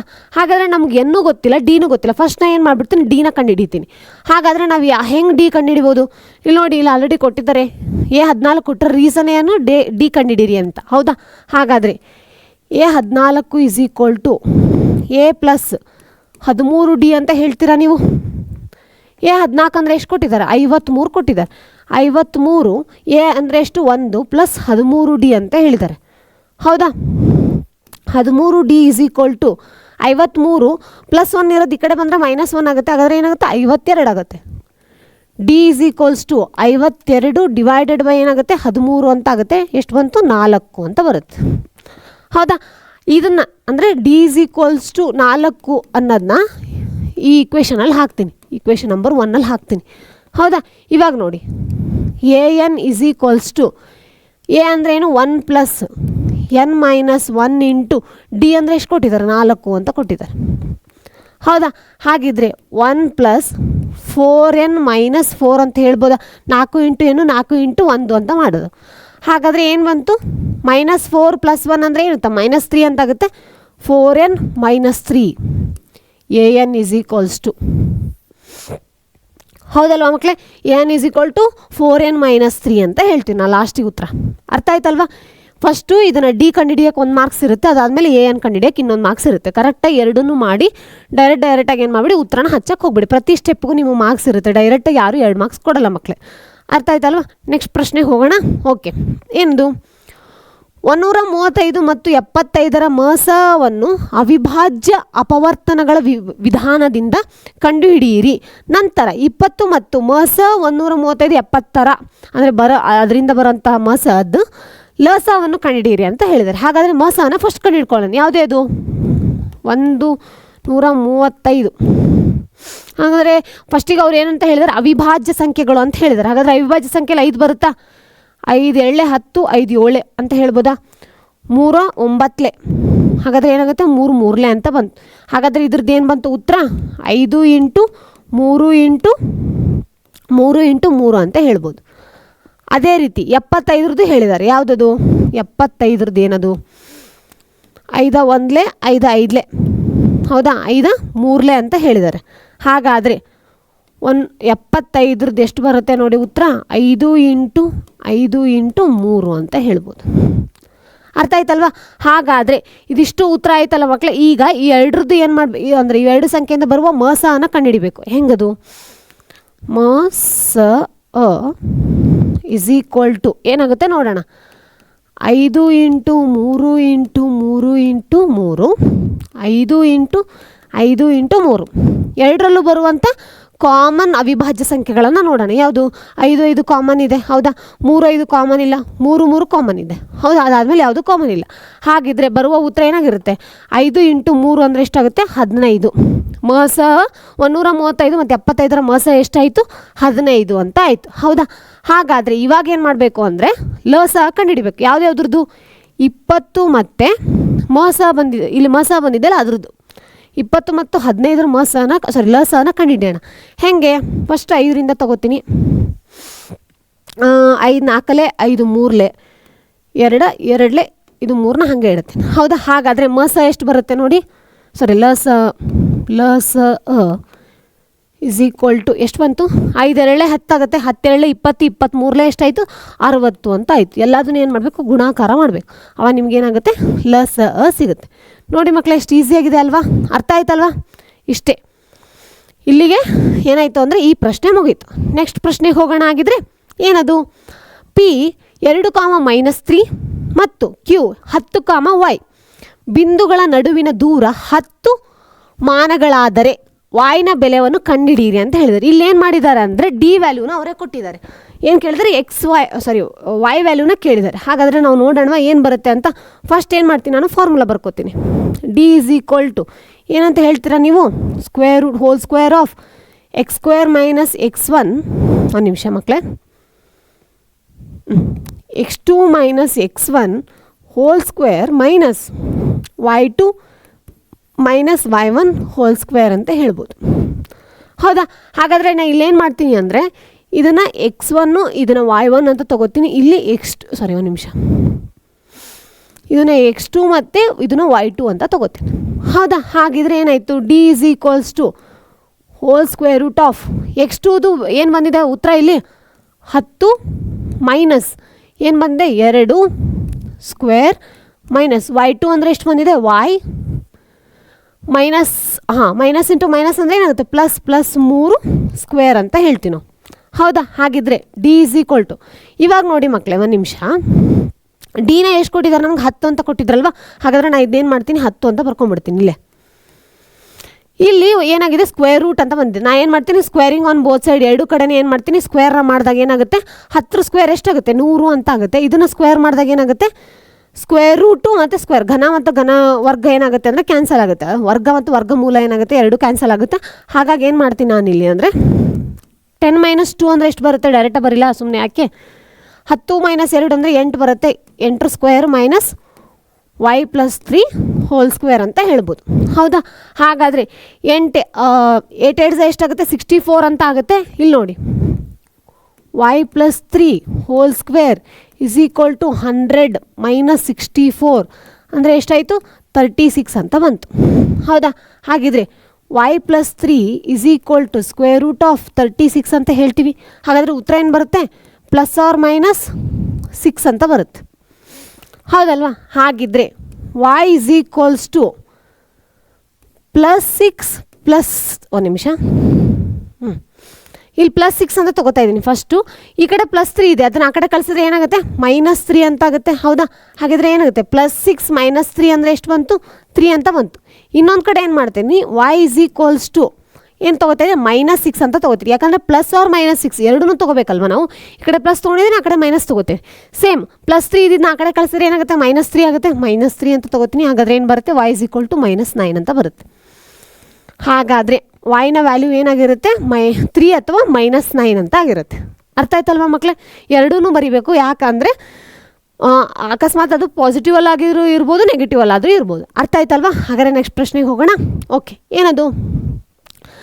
-1,7 ಮತ್ತು 4,-3 ಬಿಂದುಗಳನ್ನು ಸೇರಿಸುವ ರೇಖಾಖಂಡವನ್ನು ಆಂತರಿಕವಾಗಿ 2:3 ಅನುಪಾತದಲ್ಲಿ ವಿಭಾಗಿಸುವ ಬಿಂದುವಿನ ನಿರ್ದೇಶಾಂಕಗಳನ್ನು ಕಂಡುಹಿಡಿಯಿರಿ ಅಂತ ಹೇಳಿದ್ದಾರೆ. ಹಾಗಾದರೆ ಯಾವುದು ಪಾಯಿಂಟ್ಸ್ ಅಂತ ನೋಡೋಣ. ಫಸ್ಟ್ ನಿಮ್ಗೆ ಗೊತ್ತಲ್ವ ಫಾರ್ಮುಲಾ ಏನದು? x = ಏನಂತ ಹೇಳ್ತೀವಿ ನಾವು? x2 × m plus x2 × 1 × x1 × n divided by ಒಂದು ನಿಮಿಷ m + n ಅಂತ ಹೇಳ್ತೀವ. ಹೌದಾ? ಅದೇ ರೀತಿ ಏನು ಮಾಡ್ತೀವಿ? yಗೆ ನಾವು y2 × m plus y1 × n divided by m + n ಅಂತ ಹೇಳ್ತೀವ. ಹೌದಲ್ವಾ? ಇಲ್ಲಿ ಏನು ಮಾಡ್ತೀನಿ ನಾನು ಅಂದರೆ ಇದನ್ನು x1 ಅಂತ ತೊಗೋತೀನಿ, y1 ಅಂತ ತೊಗೋತೀನಿ, ಇದನ್ನು x2 ಅಂತ ತೊಗೋತೀನಿ, ಇದನ್ನು y2 ಅಂತ ತೊಗೋತೀನಿ. ಸೇಮ್ ಇಲ್ಲಿ ಯಾವುದು ಅನುಪಾತಗಳನ್ನು ಎಲ್ಲಿ ಬರೆದಿದ್ದೀನಿ ನಾನು? ಇಲ್ಲಿದೆ ನೋಡಿ ಮಕ್ಕಳೇ, m:n ಅಂತ ತೊಗೋತೀನಿ. ಹೌದಲ್ವ? ಕೆಲವೊಬ್ರು m:1 ಅಂತಲೂ ತೊಗೋತಿಲ್ಲ, m1 m2 ಅಂತಲೂ ತೊಗೋತಾರೆ. ನಿಮ್ಗೆ ಹೆಂಗೆ ಹೇಳ್ಕೊಟ್ಟಿರ್ತಾರೆ ಸ್ಕೂಲಲ್ಲಿ ಅದನ್ನೇ ಪ್ರಾಕ್ಟೀಸ್ ಮಾಡಿ, ಆಯಿತಾ? ಹಾಗಾದರೆ x2 ಏನಾಗಿದೆ ನೋಡಿ ಮಕ್ಕಳೇ? 4 ಬಂದಿದೆ. ಹೌದಾ? 4 × 2 ಎಷ್ಟು ಬಂತು? 8 ಪ್ಲಸ್ x1 ಅಂದರೆ ಎಷ್ಟಿದೆ? -1 -1 × 3 ಅಂದರೆ ಎಷ್ಟಾಗುತ್ತೆ? -3 ಅಂತ ಆಗುತ್ತೆ. ಹಾಗಾದರೆ -3 ಅಂತ ಬರ್ಕೋತೀನಿ. ಹೌದಾ? ಅದೇ ರೀತಿ m + n ಅಂದರೆ 2 + 3 ಅಂದರೆ ಎಷ್ಟಾಗುತ್ತೆ? 5 ಅಂತ ಆಗುತ್ತೆ. 5 ಬರ್ಕೋತೀನಿ. ಸೇಮ್ y2 ಅಂದರೆ ಎಷ್ಟು ಬರುತ್ತೆ? -3 -3 × 2 ಅಂದರೆ ಎಷ್ಟಾಗುತ್ತೆ? -3 × 2 ಅಂದರೆ -6. ಹೌದಾ? ಅದೇ ರೀತಿ y1 ಅಂದರೆ ಎಷ್ಟು ಬಂದಿದೆ? y1 ಅಂದರೆ 7 × 3 ಅಂದರೆ 7 3 = 21 + 21 ಅಂತಲೇ ಬರುತ್ತೆ. ಡಿವೈಡೆಡ್ ಬೈ ಏನಾಗುತ್ತೆ? 2 + 3 ಅಂದರೆ ಎಷ್ಟಾಯಿತು ಮಕ್ಕಳೇ? 5 ಅಂತ ಆಯಿತು. ಹೌದಲ್ವಾ? ಹಾಗಾದರೆ 8 - 3 = ಏನಾಗುತ್ತೆ? 5 ಆಗುತ್ತೆ. 5/5 ಅಂತ ತೊಗೊಳ್ಳೋಣ. ಇದು ಸೇಮ್ ಇಲ್ಲಿ 21ರಲ್ಲಿ 6 ಹೋಯಿತು ಅಂದರೆ 15 ಅಂತ ಬರುತ್ತೆ. 15 ಡಿವೈಡೆಡ್ ಬೈ 5 ಅಂತ ಆಯಿತು. ಅರ್ಥ ಆಯ್ತಲ್ವಾ? ಹಾಗಾದರೆ 5 1 5 1 ಆಗುತ್ತೆ. ಇದು ಉತ್ತರ ಎಷ್ಟು ಬರುತ್ತೆ? 1 ಬರುತ್ತೆ. 5 1 5 3 ಅಂತ ಆಗುತ್ತೆ. ಇದು ಎಷ್ಟಾಗುತ್ತೆ? ಉತ್ತರ 3 ಆಗುತ್ತೆ. ಹಾಗಾದರೆ ಆನ್ಸರ್ ಏನು ಬರುತ್ತೆ ನೋಡೋಣ. x, y ನ ಉತ್ತರ ಎಷ್ಟಾಗಿರುತ್ತೆ? 1,3 ಅಂತ ಆಗಿರುತ್ತೆ. ನೋಡಿ ಮಕ್ಕಳೇ, ಅರ್ಥ ಆಯ್ತಲ್ವಾ? ಇಷ್ಟನ್ನ ಅರ್ಥ ಮಾಡಿಕೊಂಡ್ರೆ ಸಾಕು, ನಿಮಗೆ ಇಡೀ ಕಾನ್ಸೆಪ್ಟ್ ಏನಾಗಿರುತ್ತೆ ಅಂದರೆ ಅರ್ಥ ಆಗಿರುತ್ತೆ. ಇದನ್ನು ನಾನು ಏನು ಮಾಡಿದ್ದೀನಿ, ಆ ಮುಖ್ಯ ಪ್ರಶ್ನೆಗಳಲ್ಲೂ ಈ ಕ್ವಶನ್ನ 2 ಕ್ವಶನ್ನ ಸಾಲ್ವ್ ಮಾಡಿದ್ವಿ. ಒಂದು ಸತಿ ಕ್ರಾಸ್ ಚೆಕ್ ಮಾಡಿ. ಮೇ ಬಿ ಅಲ್ಲಿ ನಾನು ಏನು ಮಾಡಿರ್ಬೋದು, ನಿಮಗೆ x2 ಅಂತ ತೊಗೊಳ್ಳೋ ಬದಲು x1 m ಅಂತಲೂ ತೊಗೊಂಡಿರ್ಬೋದು. ಆ ಥರ ಏನಾದರೂ ಸ್ಲೈಟ್ ಮಿಸ್ಟೇಕ್ ಆಗಿತ್ತು ಅಂದರೆ ಇಲ್ಲಿ ಕರೆಕ್ಟ್ ಮಾಡಿದ್ದೀನಿ, ಜಸ್ಟ್ ನೋಡ್ಕೊಂಬಿಡಿ. ಅರ್ಥ ಆಯ್ತಲ್ಲ? ಹಾಗಾದರೆ ನೆಕ್ಸ್ಟ್ ಪ್ರಶ್ನೆಗೆ ಹೋಗೋಣ. 2x² + x - 6 = 0 ಈ ವರ್ಗ ಸಮೀಕರಣದ ಮೂಲವನ್ನು ಕಂಡುಹಿಡಿಯಿರಿ ಅಂತ ಹೇಳಿದ್ದಾರೆ. ಹೌದಾ? ಹಾಗಾದರೆ ಹೆಂಗೆ ಕಂಡುಹಿಡಿಯೋದಪ್ಪ? ಫಸ್ಟ್ ಏನು ಮಾಡಬೇಕು ಅಂದರೆ ಇದೆರಡನ್ನೂ ಏನು ಮಾಡ್ತೀನಿ ಅಂದರೆ ಇಂಟು ಮಾಡ್ಕೋತೀನಿ. ಹಾಗಾದರೆ ಎಷ್ಟು ಬರುತ್ತೆ ನೋಡೋಣ. 12x² ಅಂತ ಬರುತ್ತೆ. ಹೌದಾ? 12 ಯಾವುದಾದ್ರೂ ಮಗ್ಗಿಲು ಬರುತ್ತಪ್ಪ? 2 ಮಗ್ಗಿಲು ಬರುತ್ತೆ, 3 ಮಗ್ಗಿಲು ಬರುತ್ತೆ, 4 ಮಗ್ಗಿಲು ಬರುತ್ತೆ, ವಾಪಸ್ 6 ಮಗ್ಗಿಲು ಬರುತ್ತೆ, 6 1 ಅಂತ. ಹೌದಾ? ಹಾಗಾದರೆ ಆ 2 ಸಂಖ್ಯೆಗಳನ್ನು ಅಂದರೆ ನೀವು ಗುಣಾಕಾರ ಮಾಡ್ಬೇಕಾದ್ರೆ 2 ಸಂಖ್ಯೆ ಬರುತ್ತೆ. ಈಗ 6 1 6 ಮತ್ತು 1 ಅಂತ ಬರುತ್ತೆ. ಅದನ್ನು ಕೂಡಿಸಿದಾಗ ಅಥವಾ ಕಳೆದಾಗ ಏನಾಗಿರಬೇಕು ಅಂದರೆ ಮಧ್ಯೆ ಇರುವ ಸಂಖ್ಯೆ ಬರಬೇಕು ನಮಗೆ. ಹೌದಾ? ಹಾಗಾದರೆ ನೋಡೋಣ ಹೆಂಗೆ ಅಂತ. ಇವಾಗ 1 6 1 + 6 ಅಂದರೆ 7 ಆಗುತ್ತೆ. ಮೈನಸ್ ಮಾಡಿದ್ರೆ 5 ಬರುತ್ತೆ, ಬರಲ್ಲ. 2 3 6 ಅಂತ ಹೇಳ್ತೀವಿ. ಅಲ್ಲೂ ಏನಾಗುತ್ತೆ? 3 + 2 ಅಂದರೆ ಎಷ್ಟಾಗುತ್ತೆ? 5 ಅಂತ ಆಗುತ್ತೆ. 5 6 12 ನೋಡಬೇಕಲ್ಲ, ಸಾರಿ ಮಕ್ಕಳು 12 ನೋಡಬೇಕು. ಹಾಗಾದ್ರೆ 12 + 1 ಅಂದರೆ 13 ಆಗುತ್ತೆ. 12 - 1 ಅಂದರೆ 11 ಆಗುತ್ತೆ, ಬರೋಕ್ಕೆ ಚಾನ್ಸ್ ಇಲ್ಲ. 6 7 ಅಂತ ಬರುತ್ತೆ. 6 7 ಅಂದಾಗ ಎಷ್ಟಾಗುತ್ತೆ? 6 + 2 ಅಂದರೆ 8 ಆಗುತ್ತೆ. 6 - 2 ಅಂದರೆ 4 ಬರುತ್ತೆ. ಅಲ್ಲಿರೋದು ಒಂದೇ ಎಕ್ಸ್ ಅಂತ. ಹಾಗಾದರೆ 4 3 4 + 1 3 ಅಂದರೆ ಎಷ್ಟಾಗುತ್ತೆ? 7 ಆಗುತ್ತೆ. 4 - 3 ಅಂದರೆ ಎಷ್ಟಾಗುತ್ತೆ? 7 ಬರುತ್ತೆ. ಹಾಗಾದರೆ ನಾನು ಇಲ್ಲೇನು ಮಾಡ್ತೀನಿ? 4x ಮತ್ತು 3x ಅಂತ ತೊಗೋತೀನಿ. ಹೌದಲ್ವ ಮಕ್ಕಳೇ? ಹಾಗಿದ್ರೆ 4x ಅಂತ ತೊಗೊಂಡೆ. ಇವಾಗ -6 × +2x ಅಂತ ಹೇಳಿದ್ರೆ ಏನಾಗುತ್ತೆ? -12x ಅಂತ ಆಗಿರುತ್ತಾ? ಹೌದಾ? ಮಧ್ಯ ಇರುವಂಥ ಸಂಖ್ಯೆ ಏನಿರುತ್ತಲ್ಲ ಅದ್ರದ್ದು ಇರುವಂಥ ಚಿಹ್ನೆ ದೊಡ್ಡ ಅಂಕಿ ಯಾವುದಿರುತ್ತೆ 2ರಲ್ಲಿ ಅದಕ್ಕೆ ಬರೀಬೇಕು. ಪ್ಲಸ್ ಇಂಟು ಮೈನಸ್ = ಏನಾಯಿತು? ಮೈನಸ್ ಅಂತ ಆಯಿತು. ಹಾಗಾದರೆ ಈಗ ಹೆಂಗೆ ಬರ್ಕೋತೀನಿ ನೋಡಿ. 2x² + x - 6 = 0 ಅಂತ ಅವ್ರು ಕೊಟ್ಟಿದ್ರಲ್ವ. ಹಾಗಾದರೆ ಇಲ್ಲೇನು ಬರೀತೀನಿ? 2x² + 4x - 3x -6 = 0 ಅಂತ ಹೇಳ್ತೀನಿ. ಹೌದಾ? ಹಾಗಿದ್ರೆ 2xನ ಏನು ಮಾಡ್ತೀನಿ? ಕಾಮನ್ ಆಗಿ ತೊಗೋತೀನಿ. x + 2ನ ಏನು ಮಾಡ್ತೀನಿ? ಇಲ್ಲಿ ತೊಗೋತೀನಿ. ಅದೇ ರೀತಿ ಇಲ್ಲೇನು ಮಾಡ್ತೀನಿ ಅಂದರೆ -3ನ ಕಾಮನ್ ಆಗಿ ತೊಗೋತೀನಿ. ಇಲ್ಲೇನು ಮಾಡ್ತೀನಿ? x + 2ನ ಕಾಮನ್ ಆಗಿ ಇಡ್ತೀನಿ. ಹೌದಾ? ಹಾಗಾದರೆ ಇಲ್ಲೇನಾಗುತ್ತೆ? x + 2 = 0. ಅದೇ ರೀತಿ ಏನಾಗುತ್ತೆ ಅಂದರೆ 2x - 3 = 0 ಅಂತ ಹೇಳ್ತೀನಿ. ಅರ್ಥ ಆಯ್ತಲ್ವ? ಹಾಗಿದ್ರೆ x + 2 = 0, x ಏನಾಗುತ್ತೆ? -2 ಅಂತ ಆಗುತ್ತೆ. ಹೌದಾ? ಅದೇ ರೀತಿ 2x - 3 = 0, 2x = 3, x ಏನಾಗುತ್ತೆ? 3/2 ಅಂತ ಆಗುತ್ತೆ. ಅರ್ಥ ಆಯ್ತಲ್ವ? ಹಾಗಿದ್ರೆ ನೋಡಿ, x = -2, x = 3/2 ಅಂತ ಹೇಳಿದ್ರು. ಎರಡೂ ಏನಾಯಿತು? ರೂಟ್ಸ್ನು ಬಂತು. ಅವ್ರು ಏನು ಕೇಳಿದ್ರು? ನಮಗೆ ಮೂಲಗಳನ್ನು ಕೇಳಿದ್ರು. 2 ಮೂಲಗಳು ಏನಾಯಿತು? ನಮಗೆ ಸಿಕ್ತು. ಅರ್ಥ ಆಯ್ತಲ್ವ? ಇಲ್ಲಿಗೆ ಏನಾಯಿತು ನಿಮ್ಮದು 2 ಅಂಕದ ಪ್ರಶ್ನೆ ಅಲ್ಲಿಗೆ, ಅಂದರೆ 2 ಅಂಕ ನಿಮ್ಗೆ ಸಿಕ್ತು ಅಂತ ಅರ್ಥ. ನೆಕ್ಸ್ಟ್ ನೋಡೋಣ ಏನದು? 2x² - 6x + 3 = 0 ಈ ವರ್ಗ ಸಮೀಕರಣದ ಶೋಧಕವನ್ನು ಕಂಡುಹಿಡಿಯಿರಿ ಮತ್ತು ಮೂಲಗಳ ಸ್ವಭಾವವನ್ನು ಬರೆಯಿರಿ ಅಂತ ಹೇಳಿದ್ದಾರೆ. ಹೌದಾ? ಹಾಗಿದ್ರೆ ಇಲ್ಲೇನು ಮಾಡ್ತೀನಿ ಅಂದರೆ ಫಸ್ಟ್ ನಾನು ಇದ್ರದ್ದು ಶೋಧಕಗಳನ್ನು ಕಂಡುಹಿಡಿಯಿರಿ ಅಂತ ಹೇಳಿದ್ದಾರೆ. ಇದರಲ್ಲಿ ಏನು ಮಾಡ್ತೀನಿ? 2x² - 6x 6x + 3 = 0 ಅಂತ ಹೇಳ್ತಾರಲ್ವ. ಇದರಲ್ಲಿ a = 2, b = -6, c = 3 ಅಂತ ಹೇಳ್ತೀನಿ ನಾನು. ಹೌದಾ? ಹಾಗಾದರೆ ಇಲ್ಲೊಂದು ಸೂತ್ರ ಬರುತ್ತೆ. ಏನದು? b² - 4ac. ಹೌದಾ? ಇದು ಅಕಸ್ಮಾತ್ 0ಕ್ಕಿಂತ ಜಾಸ್ತಿ ಇತ್ತು ಅಂದರೆ ಅವಾಗೊಂದು ಅಂತ ಹೇಳ್ತೀವಿ, 0ಕ್ಕಿಂತ ಕಡಿಮೆ ಇತ್ತು ಅಂದರೆ 1 ಹೇಳ್ತೀವಿ, 0ಕ್ಕೆ ಸಮವಾಗಿತ್ತು ಅಂದರೆ ಅವಾಗೂ 1 ಹೇಳ್ತೀವಿ. ಹೌದಾ? ಹಾಗಾದರೆ ಇವಾಗ b² ಅಂದರೆ ಏನು ಬರುತ್ತೆ ನೋಡಿ ಮಕ್ಕಳೇ? b² ಅಂದರೆ -6 ಅಂತ ಹೇಳ್ತೀವಲ್ವ. -6² -4 ಇಂಟು a ಅಂದರೆ ಎಷ್ಟು ಬಂದಿದೆ? 2 ಅಂತ ಬಂದಿದೆ. 4 × 2, c ಅಂದರೆ ಎಷ್ಟು ಬಂದಿದೆ? 3 ಅಂತ ಬಂದಿದೆ. 3 ಅಂತ ಬರ್ಕೋತೀನಿ. ಹೌದಾ? 3 3s 6 6 36. ಹೌದಾ? 4 × 2 4 7 8 8 3 24. ಉತ್ತರ ಎಷ್ಟು ಬಂತು? 12 ಅಂತ ಬಂತು. ಇದು ಹಾಗಂದರೆ 0ಕ್ಕಿಂತ ದೊಡ್ಡದಾಗಿದೆ. ಹಾಗಾದರೆ ಏನಾಗಿರುತ್ತೆ? ಮೂಲಗಳು ಏನಾಗಿರುತ್ತೆ ಅಂದರೆ ರಿಯಲ್ ಆಗಿರುತ್ತೆ ಅಂತ ಹೇಳ್ಬೋದು ನಾವು. ಅರ್ಥ ಆಯ್ತಲ್ವ ಮಕ್ಕಳೇ? ಅದನ್ನೇನು ಮಾಡಬೇಕು? ಇಷ್ಟು ಪ್ರಶ್ನೆನ ಬರೆದು ಲಾಸ್ಟಿಗೆ ಒಂದು ಲೈನ್ನ ನೀವು ಬರಿಬೇಕು. ಅರ್ಥ ಆಯ್ತಲ್ವ? ನೆಕ್ಸ್ಟ್ ಪ್ರಶ್ನೆಗೆ ಹೋಗೋಣ. ಓಕೆ, ಚಿತ್ರದಲ್ಲಿ ಸಿಕೆಂಟ್ ಬಿ ಮತ್ತು ಕಾಟ್ ಎಗಳ ಬೆಲೆಯನ್ನು ಕಂಡುಹಿಡಿಯಿರಿ ಅಂತ ಹೇಳಿದ್ದಾರೆ. ಕಂಡುಹಿಡಿರಿ ಅಥವಾ ಬರೆಯಿರಿ ಅಂತ ಹೇಳಿದ್ದಾರೆ. ಫಸ್ಟ್ ನಿಮಗೆ ಗೊತ್ತಲ್ವಾ ಏನದು? ಸಿಕೆಂಟ್ ಬಿ ಅಂತ ಕೇಳಿದಾರಲ್ಲ. ಸಿಕೆಂಟ್ ಬಿ ಅಂದರೆ ಯಾವುದು ಬರುತ್ತೆ? ಈ ಕೋನ ಬರುತ್ತೆ. ಎರಡಕ್ಕೂ ಬೇರೆ ಬೇರೆ ಕೋನಗಳನ್ನು ಹೇಳಿದ್ದಾರೆ. ಸಿಕೆಂಟ್ ಬಿ ಅಂದಾಗ ನಿಮಗೇನು ಗೊತ್ತಾಗುತ್ತೆ? ಫಸ್ಟ್ ಹೇಳಿ ನೋಡೋಣ. ಒಂದು ನಿಮಿಷ ಮಕ್ಕಳೇ. ಹೈಪೋಟೆನಸ್ ಡಿವೈಡೆಡ್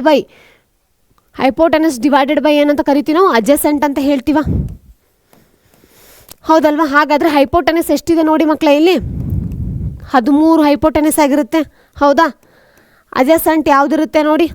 ಅಡ್ಜಸೆಂಟ್ ಇದು ಈ ಕಡೆ ಬರೋದನ್ನ ನಾವೇನಂತ ಕರಿತೀವಿ? ಅಪೋಸಿಟ್ ಅಂತ ಕರಿತೀವಿ. ಹಾಗಾದರೆ ಇಲ್ಲಿ ಇರೋದನ್ನ ನಾವೇನಂತ ಕರಿತೀವಿ? ಅಡ್ಜಸೆಂಟ್ ಅಂತ ಕರಿತೀವಿ. ಹಾಗಾದರೆ 13/5 ಅಂತ ಬರುತ್ತೆ. ಹೌದಾ? ಅದೇ ರೀತಿ ಇನ್ನೊಂದು ಯಾವ್ದು ಕೇಳಿದ್ದಾರೆ? ಕಾಟೆ ಅಂತ ಕೇಳಿದ್ದಾರೆ. ಕಾಟೆ = ಏನಂತ ಕರಿತೀವಿ ನಾವು? ಅಡ್ಜಸೆಂಟ್ ಡಿವೈಡೆಡ್ ಬೈ ಏನಂತೀವಿ? ಅಪೋಸಿಟ್ ಅಂತ ಹೇಳ್ತಿರಲ್ಲ. ಹೌದಲ್ವಾ? ಟ್ಯಾನ್ದು ಉಲ್ಟಾ ಮಾಡ್ಬೇಕು ನಾವು. ಹೌದಲ್ವಾ? ಇಲ್ಲಿ ಯಾವುದು ಕೊಟ್ಟಿದ್ದಾರೆ? ಇಲ್ಲಿ ಕೋನ ಬಿ ಕೊಟ್ಟಿದ್ದಾರೆ. ಇಲ್ಲಿ ಕೋನ ಏನು ಮಾಡಿದ್ದಾರೆ? ಎ ಕೊಟ್ಟಿದ್ದಾರೆ. ಹಾಗಾದರೆ ನೇರೇಜ್ ಮಾಡ್ತೀನಿ. ಕೋನ ಎನ ತಗೋತೀನಿ. ಹೌದಾ? ಹಾಗಿದ್ರೆ ಕೋನ್ ಎಗೆ ಅಡ್ಜಸೆಂಟ್ ಆಗಿ ಯಾವುದಿದೆ? ಅಪೋಸಿಟ್ ಅಂದರೆ ಇದು ಬರುತ್ತೆ, ಅಡ್ಜಸೆಂಟ್ ಅಂದರೆ ಇದು ಬರುತ್ತೆ.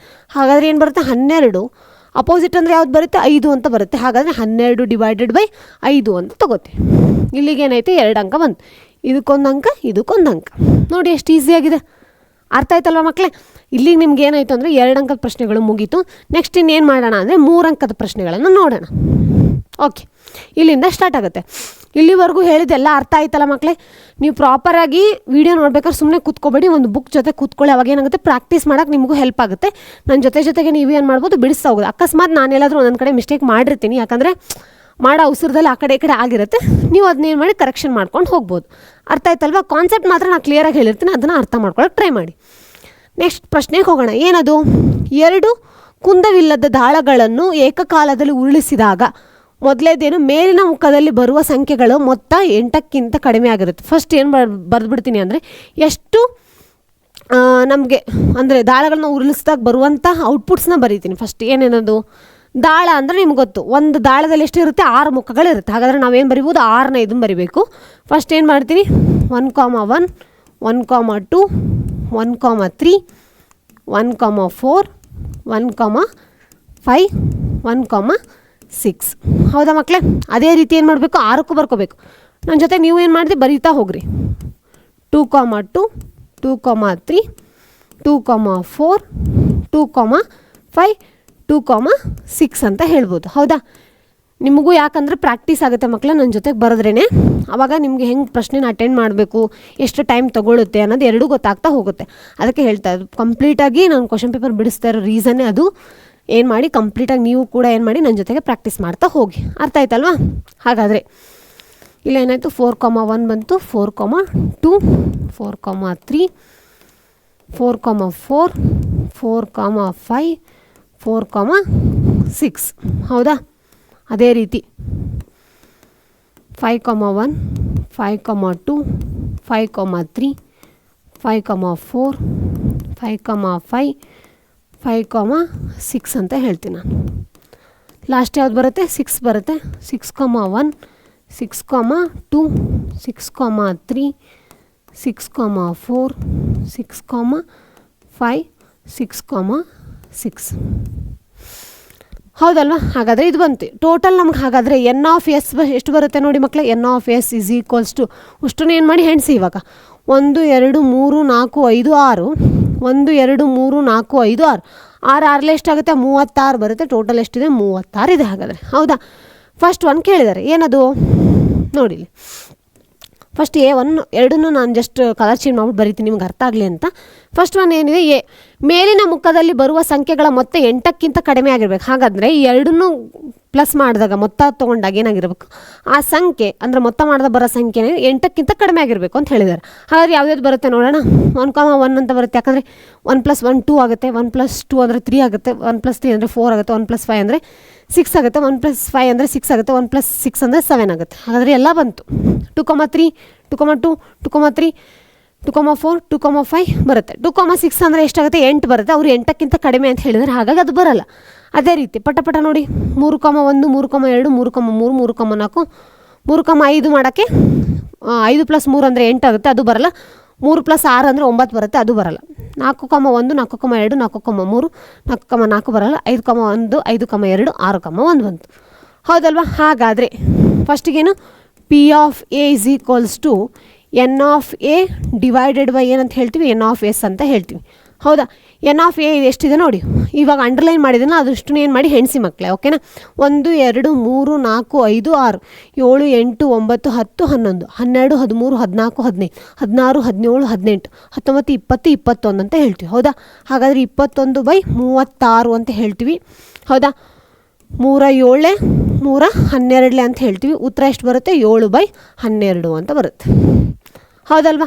ಅದೇ ರೀತಿ ಸೇಮ್ ಏನು ಮಾಡ್ತಾ ಇದ್ದೀನಿ ಅಂದರೆ ನಾನು ಇವಾಗ ಬಿ ಪ್ರಶ್ನೆನ ಅಟೆಂಡ್ ಮಾಡೋಣ. ಏನದು ಬಿ ಪ್ರಶ್ನೆ ಅಂದರೆ, ಒಂದು ಮುಖದ ಮೇಲೆ ಮಾತ್ರ ವರ್ಗ ಸಂಖ್ಯೆ ಬರುವ ಸಂಭವೀಯತೆಯ ಕಂಡುಹಿಡಿಯಿರಿ ಅಂತ ಹೇಳಿದ್ದಾರೆ. ಹಾಗಂದರೆ ಇವಾಗ ನೋಡಿ, ಇಲ್ಲಿ 2 ಅಂಕಿ ಇದಾವಲ್ಲ, 2 ಅಂಕಿಲಿ ಒಂದು ಮಾತ್ರ ಏನಾಗಿರಬೇಕು ಅಂದರೆ ವರ್ಗ ಆಗಿರಬೇಕು, ಉಳಿದಿದ್ದು ವರ್ಗ ಆಗಬಾರ್ದು ಅಥವಾ ಎರಡು ವರ್ಗನೂ ಆಗಿರಬಾರ್ದು. ಅರ್ಥ ಆಯ್ತಲ್ವಾ?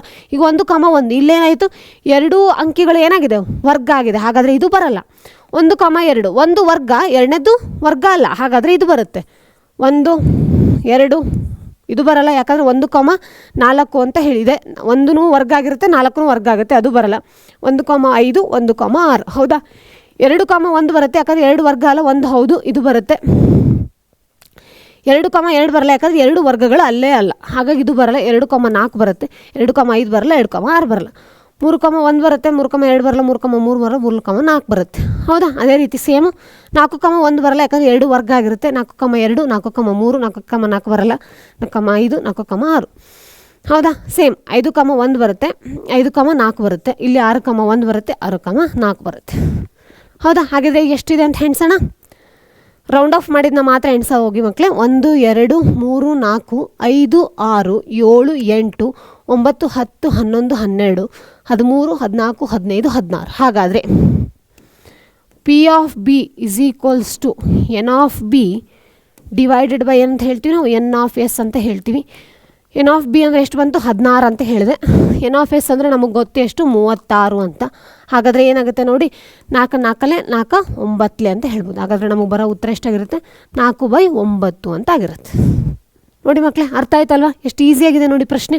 ಫಸ್ಟ್ ಪ್ರಶ್ನೆನ ಕರೆಕ್ಟಾಗಿ ಅರ್ಥ ಮಾಡ್ಕೊಳ್ಳಿ. ಪಕ್ಕ ಇದ್ರ ಮೇಲೂ ಒಂದು ಕ್ವಶನ್ ಇದ್ದೇ ಇರುತ್ತೆ. 3 ಮಾರ್ಕ್ಸ್ ಒಂಥರ ಪಾಕೆಟಲ್ಲಿ ಇದೇ ಥರ ಕ್ವಶನ್ಸ್ನ ಕೇಳ್ತಾರೆ. ಒಂದು ಕೇಳಿದ್ರೆ ಕಾಯಿನ್ ಮೇಲೆ ಕೇಳ್ತಾರೆ, ಇಲ್ಲಾಂದರೆ ಡಯಾಸ್ ಮೇಲೆ ಕೇಳ್ತಾರೆ.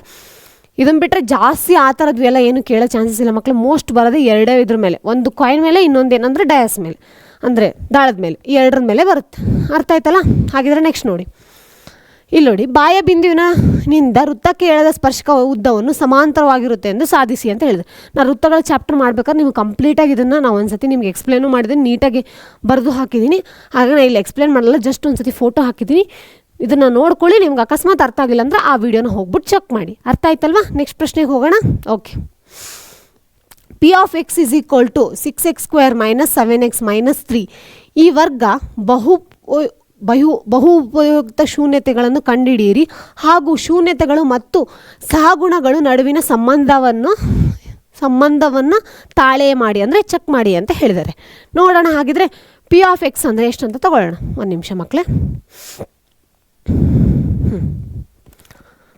ಪಿ ಆಫ್ ಎಕ್ಸ್ ಅಂದರೆ ಏನಂತ ಕೊಟ್ಟಿದ್ದಾರೆ ನಮಗೆ, 6x² - 7x - 3 ಅಂತ ಕೊಟ್ಟಿದ್ದಾರೆ. ಹೌದಾ. ಇದನ್ನು ಏನು ಮಾಡ್ತೀನಿ ನಾನು, ಇಂಟು ಮಾಡ್ಕೋತೀನಿ. ಅವಾಗ ಏನಾಗುತ್ತೆ, 18x² ಅಂತ ಆಗುತ್ತೆ. ಯಾವುದೇ ತೊಗೋಬೋದು, 9 2 18 ಅಂತ ಬರುತ್ತೆ. 9x 2x ಅಂತ ತೊಗೋತೀನಿ. ಮೈನಸ್ ಇಂಟು ಪ್ಲಸ್ ಅಂದರೆ ಏನಾಗುತ್ತೆ, ಮೈನಸ್ ಆಗುತ್ತೆ. ಇಲ್ಲಿ ಮೈನಸ್ ಇದೆ, ಮೈನಸ್ ಇಂಟು ಮೈನಸ್ ಅಂದರೆ ಇದು ಪ್ಲಸ್ ಅಂತ ಬರುತ್ತೆ. ಹೌದಾ. ಹಾಗಿದ್ದರೆ ಇಲ್ಲಿ ಬರೋದೇನಾಗುತ್ತೆ, 6x² - 9x + 2x - 3 ಅಂತ ಹೇಳ್ಬೋದು. ಹೌದಾ. ಇಲ್ಲೇನು ಮಾಡ್ತೀನಿ ನಾನು, 3 ಕಾಮನ್ ತೊಗೋತೀನಿ, 3xನ. ಹಾಗಾದರೆ ಉತ್ತರ ಏನು ಬರುತ್ತೆ, 2x - 3 ಅಂತ ಬರುತ್ತಾ. 3 3 9 ಅಂತ ಹೊರಗೆ ತೊಗೊಂಡಿದ್ದು, 3 ಕಾಮನ್ ಉಳಿಯುತ್ತೆ. ಇಲ್ಲಿ ಸೇಮ್ +1ನ ಕಾಮನ್ ತೊಗೋತೀನಿ. ಅವಾಗ ಏನಾಗುತ್ತೆ, 2x - 3 ಏನಾಗಿರುತ್ತೆ, ಕಾಮನಾಗಿ ಉಳಿಯುತ್ತೆ. ಹೌದಾ. ಹಾಗಿದ್ರೆ ಇಲ್ಲಿ 2 ಬಂತು, 2x + 1, ಇನ್ನೊಂದು ಏನಾಗುತ್ತೆ, 2x - 3 = 0. ಹಾಗಿದ್ರೆ ಎಕ್ಸ್ ಇಸ್ ಈಕ್ವಲ್ ಟು +1 ಇದೆ, ಈ ಕಡೆ ಹೋದರೆ -1 ಡಿವೈಡೆಡ್ ಬೈ 3 ಅಂತ ಆಗುತ್ತೆ. ಈ ಕಡೆ ಏನು ಬರುತ್ತೆ, ಎಕ್ಸ್ ಇಸ್ ಈಕ್ವಲ್ ಟು -3 ಅಂತ ಇದೆ, +3 ಇರುತ್ತೆ, 3/2 ಅಂತ ಬಂತು. ಹಾಗಾದರೆ ಇವೆರಡೂ ಏನಾಗಿರುತ್ತೆ ಅಂದರೆ ಶೂನ್ಯತೆಗಳು ಅಂತ ಕಂಡುಹಿಡ್ಬೋದು, ಎರಡೂ. ಹೌದಾ. ಈ ಎರಡು ಶೂನ್ಯತೆಗಳು ಏನಾಗಿರಬೇಕು ಅಂದರೆ ಸಹಗುಣಗಳಿಗೆ ಸಮವಾಗಿರ್ಬೇಕಂತ. ಹಾಗಾದರೆ ನಾನು ಇದನ್ನೇನು ಮಾಡ್ತೀನಿ ಅಂದರೆ, ಈ ಸಂಖ್ಯೆನ ನಾನು ಅಲ್ಫಾ ಅಂತ ತೊಗೋತೀನಿ, ಇದನ್ನು ಏನಂತ ಮಾಡ್ತೀನಿ, ಬೀಟಾ ಅಂತ ತೊಗೋತೀನಿ. ಹೌದಾ ಮಕ್ಕಳೇ. ಹಾಗಿದ್ರೆ ಫಸ್ಟ್ ಏನು ಮಾಡ್ತೀನಿ ನಾನು, ಅಲ್ಫಾ ಇಂಟು ಬೀಟಾನ ಚೆಕ್ ಮಾಡೋಣ. ಎಷ್ಟು ಬರುತ್ತೆ, ಅಲ್ಫಾ ಅಂದರೆ ಎಷ್ಟು ಬಂತು, -1/3 ಇಂಟು ಎಕ್ಸ್ ಅಂದರೆ ಎಷ್ಟು ಬಂತು, ಅಂದರೆ ಬೀಟಾ ಅಂದರೆ ಎಷ್ಟು ಬಂತು, 3/2 ಅಂತ ಬಂತು. 3 3 ಕ್ಯಾನ್ಸಲ್ ಆಗುತ್ತೆ. ಆನ್ಸರ್ ಎಷ್ಟು ಬರುತ್ತೆ, 1/2 ಅಂತ ಬರುತ್ತೆ. ಹೌದಾ. ಹಾಗಾದರೆ ಅಲ್ಫಾ ಇಂಟು ಬೀಟಾ ಅಂದರೆ ಶೂನ್ಯತೆಗಳು ಮತ್ತು ಸಹಗುಣಗಳಿಗೆ ಇರುವ ಸಂಬಂಧ ಏನು ಅಂತ ಹೇಳ್ತೀನಿ ನಾನಿವಾಗ. ಏನದು ಅಂದರೆ alpha into beta is equal to ಏನಂತ ಕರಿತೀವಿ ನಾವು ಅಂದರೆ C/A ಅಂತ ಹೇಳ್ತೀವಿ ನಾವು. ಏನಂತ ಹೇಳ್ತೀವಿ, C/A ಅಂತ ಹೇಳ್ತೀವಿ. ಹಾಗಾದರೆ ಸಿ ವ್ಯಾಲ್ಯೂ ಎಷ್ಟಿದೆ ನೋಡಿ ಮಕ್ಕಳೇ, -3 ಅಂತ ಇದೆ. ಹೌದಾ. ಹಾಗಾದರೆ -3 ಡಿವೈಡೆಡ್ ಬೈ ಎ ಅಂದರೆ ಎಷ್ಟಿದೆ, 6 ಅಂತ ಇದೆ. ಹಾಗಾದರೆ ಉತ್ತರ ಎಷ್ಟು ಬರುತ್ತೆ, -1/2 ಅಂತ ಬಂತು. ಹೌದಾ? ಹಾಗಾದರೆ 2 ಏನಾಯಿತು ಸಮ ಅಂತಂದು ಪ್ರೂವ್ ಆಯಿತಾ ಫೈನಲ್ ಆಗಿ? ಹೌದಾ? ಅದೇ ರೀತಿ ಇನ್ನೊಂದೇನು ಮಾಡ್ತೀನಿ, ಅಲ್ಫಾ ಪ್ಲಸ್ ಬೀಟಾ ಚೆಕ್ ಮಾಡೋಣ. ಅಲ್ಫಾ ಪ್ಲಸ್ ಬೀಟಾ ಅಂದರೆ ಎಷ್ಟು ಬರುತ್ತೆ? -1/3 ಪ್ಲಸ್ 3/2 ಅಂತ ಹೇಳ್ತೀವಿ. ಹಾಗಾದರೆ ಇದೇನು ಬಂತು? 6 ಬರುತ್ತೆ. ಇದನ್ನು ಇಂಟು 3 ಮಾಡ್ತೀನಿ, ಇದನ್ನು ಇಂಟು 2 ಮಾಡ್ತೀನಿ. -3 + 9 ಅಂತ ಆಯಿತು. ಹಾಗಾದರೆ ಏನು ಬಂತು? -7/6 ಅಂತ ಹೇಳ್ತೀವಿ ನಾವು. ಹೌದಾ? ಹಾಗಾದರೆ ಅಲ್ಫಾ ಪ್ಲಸ್ ಬೀಟಾಗೆ ಮತ್ತು ಶೂನ್ಯತೆಗಳಿಗೆ ಇರುವ ಸಂಬಂಧ ಏನು ಅಂತಂದರೆ B/A ಅಂತ ಹೇಳ್ತಾರೆ. ಏನಂತ ಹೇಳ್ತೀವಿ? B/A ಅಂತ ಹೇಳ್ತೀವಿ. B ಅಂದರೆ ಎಷ್ಟು ಬಂದಿದೆ? -7 ಅಂತ ಬಂದಿದೆ. ಎ ಅಂದರೆ ಎಷ್ಟು ಬಂದಿದೆ ನೋಡಿ? 6 ಅಂತ ಬಂದಿದೆ. ಹಾಗಾದರೆ ಇಲ್ಲಿ ಏನಾಯಿತು? -7/6, ಇಲ್ಲಿ -7/6 ಬಂತು. ಇದು ರಿಲೇಷನ್ ಏನಾಯಿತು? ಕರೆಕ್ಟ್ ಅಂತ ಆಯಿತು. ಹೌದಾ? ಲಾಸ್ಟಿಗೆ ಏನಂತ ಹೇಳಿದ್ದಾರೆ? ಎರಡರದ್ದು ತಾಳ ಮಾಡಿ ನೋಡಿ ಅಂತ ಹೇಳಿದ್ದಾರೆ. ಹಾಗಾದರೆ ನಾನು ಏನು ಮಾಡ್ತೀನಿ ಇಲ್ಲಿ ಅಂದರೆ ಒಂದು ಇಕ್ವೇಷನ್ ತಗೋತೀನಿ. ಇಲ್ಲೇ ಬರಿಲ್ಲ ಮಕ್ಕಳೇ? ಓಕೆ, ಬರೀ ತಾಳ ಮಾಡಿ ನೋಡಿ ಅಂತ ಹೇಳಿದ್ರೆ ನಾವು ಚೆಕ್ ಮಾಡಿದ ನಮಗೇನಾಗಿ ಬಂದಿದೆ? ಔಟ್ಪುಟ್ ಕರೆಕ್ಟಾಗಿ ಬಂದಿದೆ. ಇಲ್ಲಿಗೇನಾಯಿತು ಅಂದರೆ ಪ್ರಶ್ನೆ ಹಾಗಾದರೆ ಕಂಪ್ಲೀಟ್ ಆಯಿತು ಮಕ್ಕಳೇ. ಓಕೆನಾ? ಜಸ್ಟ್ ಕ್ರಾಸ್ ಚೆಕ್ ಮಾಡಿ ಅಂದಿದ್ದಕ್ಕೆ ಏನು ಮಾಡಿದ್ವಿ? ಶೂನ್ಯತೆಗಳನ್ನು ಮತ್ತು ಇಲ್ಲಿರೋ ಶೂನ್ಯತೆಗಳನ್ನು ಮತ್ತು ಸಹಗುಣಗಳನ್ನು ಎರಡನ್ನೂ ಏನು ಮಾಡಿದ್ದೀನಿ ಅಂದರೆ ತಾಳ ಮಾಡಿ ನೋಡಿದಾಗ ಎರಡೂ ಕಡೆನೂ ಸಮಾನವಾಗಿ ಬರ್ತಿದೆ. ಹಾಗಾದರೆ ಇದೇನಾಯಿತು? ಉತ್ತರ ಕರೆಕ್ಟಾಗಿದೆ ಅಂತ ಅರ್ಥ ಆಯಿತು. ನೆಕ್ಸ್ಟ್ ಹೋಗೋಣ.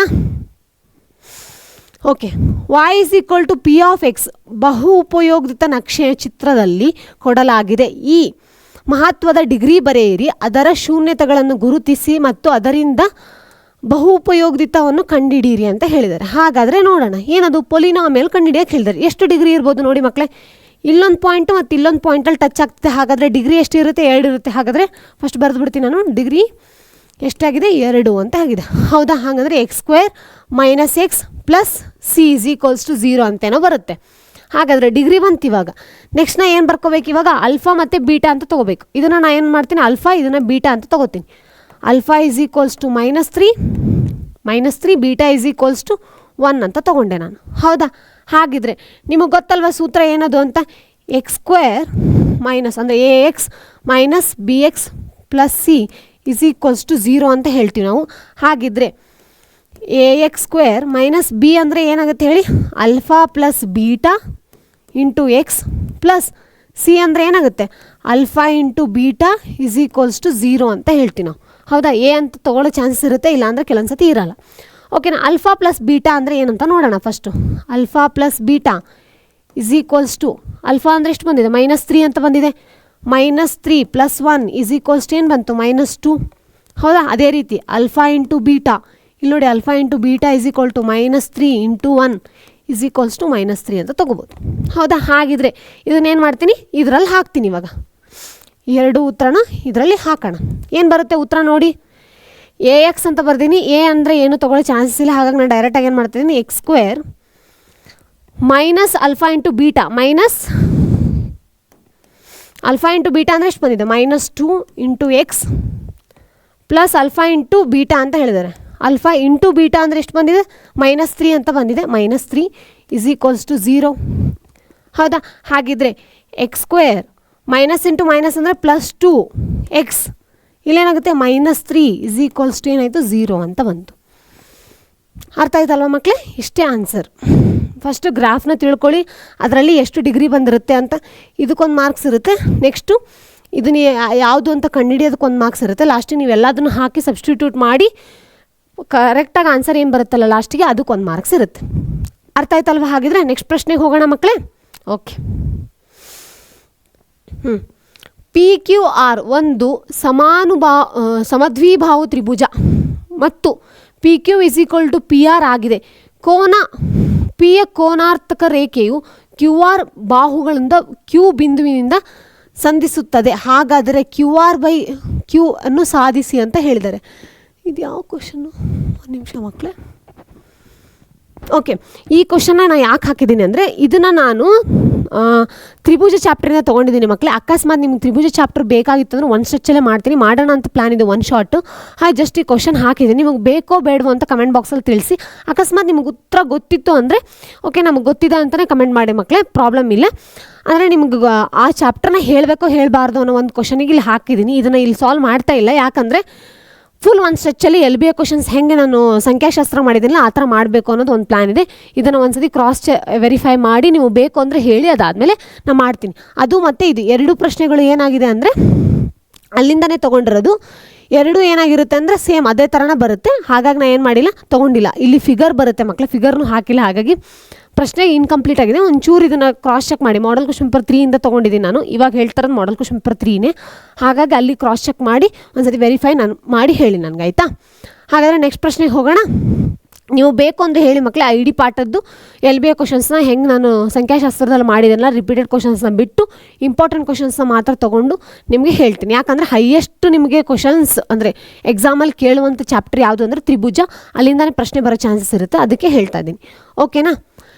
A 1, Y, B 4, 3, C X, 6, D 3, 5 ಈ ನಿರ್ಧಾಂಶಾಂಕ ಬಿಂದುಗಳ ಚಿತ್ರದಲ್ಲಿ ತೋರಿಸಿರುವಂತೆ ABCD ಸಮಾಂತರ ತ್ರಿಭುಜದ ಶೃಂಗ ಅಂತ ಹೇಳ್ಬೋದು.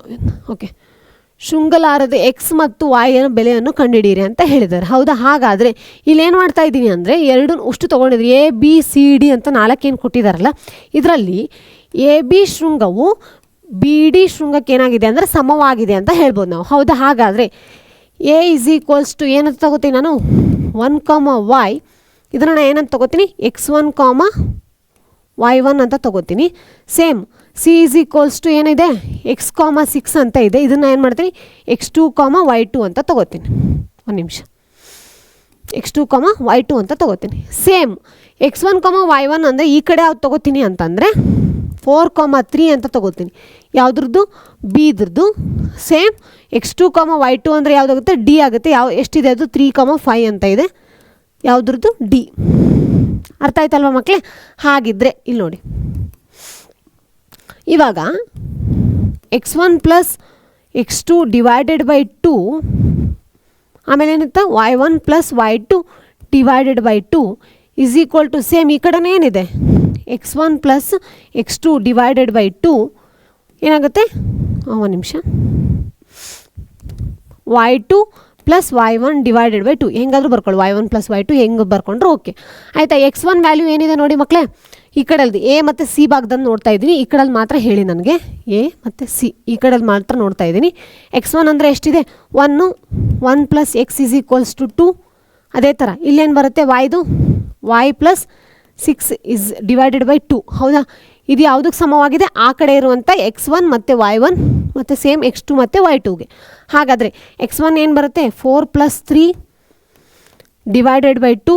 ಸೇಮ್ ಈ ಕಡೆ ಏನು ಬರುತ್ತೆ, 3 + 5 / 2 ಅಂತ ತಗೋತೀವಿ. ಹೌದಾ? ಹಾಗಿದ್ರೆ ಇಲ್ಲೇನಾಯಿತು ನೋಡಿ, ಇಲ್ಲಿ ಎಲ್ಲ ಕಡೆನೂ 2, 2, 2, 2 ಕ್ಯಾನ್ಸಲ್ ಆಗುತ್ತಾ? ಹೌದಾ? ಹಾಗಿದ್ರೆ ಏನಾಯಿತು, 1 + X = ಆ ಕಡೆ ಏನಾಯಿತು, 4 + 3 ಅಂತ ಆಯಿತಾ. ಸೇಮ್ Y + 6 = ಏನಾಯಿತು, 3 + 5 ಅಂತ ಆಯಿತು. ಹೌದಲ್ವಾ? ಹಾಗಾದರೆ X = 4 + 3 ಅಂದರೆ ಎಷ್ಟಾಗುತ್ತೆ, 7. 7 +1 ಇದ್ದಿದ್ದು ಈ ಕಡೆ -6. ಹಾಗಾದರೆ X = ಏನು ಬಂತು, 6 ಅಂತ ಬಂತು. ಹೌದಾ? ಅದೇ ಥರ ಸೇಮ್ ಇಲ್ಲಿ Y = 5 + 3 ಅಂದರೆ 8 ಅಂತ ಬರುತ್ತೆ. 8 - 6 = 2 ಅಂತ ಬಂತು. ಫೈನಲ್ ಆಗಿ Y = ಏನು ಬಂತು, 2 ಅಂತ ಬಂತು. X = 6 ಇಲ್ಲಿ ಬರೀಲ್ಲ, X = 6, Y = 2. Final output 2. ನೋಡಿ ಮಕ್ಕಳೇ, ಕರೆಕ್ಟಾಗಿದೆ ಅಲ್ವಾ? ಇಲ್ಲಿ ಕರೆಕ್ಟಾಗಿ ಅರ್ಥ ಆಗಿಲ್ಲ ಅಂದರೆ ಇನ್ನೊಂದ್ಸತಿ ನೋಡಿ. ಎ ಮತ್ತು ಸಿ ಶೃಂಗದ ಸಮವಾಗಿರುತ್ತೆ ಯಾವುದಕ್ಕೆ, ಬಿ ಮತ್ತು ಡಿಗೆ. ಹಾಗಾಗಿ ಏನು ಮಾಡಿದ್ವಿ, 2 ಸಮ ಅಂದಮೇಲೆ 2 ಒಂದೇ ಕಡೆ ತೊಗೊಂಡು ಬಿ ಮತ್ತು ಡಿದು ವ್ಯಾಲ್ಯೂನ ಎ ಮತ್ತು ಸಿ ಜೊತೆ ಕಂಪೇರ್ ಮಾಡಿ ಲಾಸ್ಟಿಗೆ ಎಕ್ಸ್ ಮತ್ತು ವೈದು ವ್ಯಾಲ್ಯೂನ ಏನು ಮಾಡಿದ್ದೀನಿ, ಕಂಡುಹಿಡ್ದೀನಿ. ಓಕೆನಾ? ಹಾಗಿದ್ರೆ ನೆಕ್ಸ್ಟ್ ಪ್ರಶ್ನೆಗೆ ಹೋಗೋಣ. ಓಕೆ, ಚಿತ್ರದಲ್ಲಿ ತೋರಿಸಿರುವಂತೆ ABCD ಚೌಕದಲ್ಲಿ ABCD ಮತ್ತು ಡಿ ಕೇಂದ್ರಗಳಾಗಿವೆ ಇರುವಂತೆ ತ್ರಿಜ್ಯ 3.5 ಸೆಂಟಿಮೀಟರ್ ಇರುವ ವೃತ್ತವನ್ನು ಕಂಸಗಳನ್ನು ಎಳೆಯಲಾಗಿದೆ. ಹೌದಾ?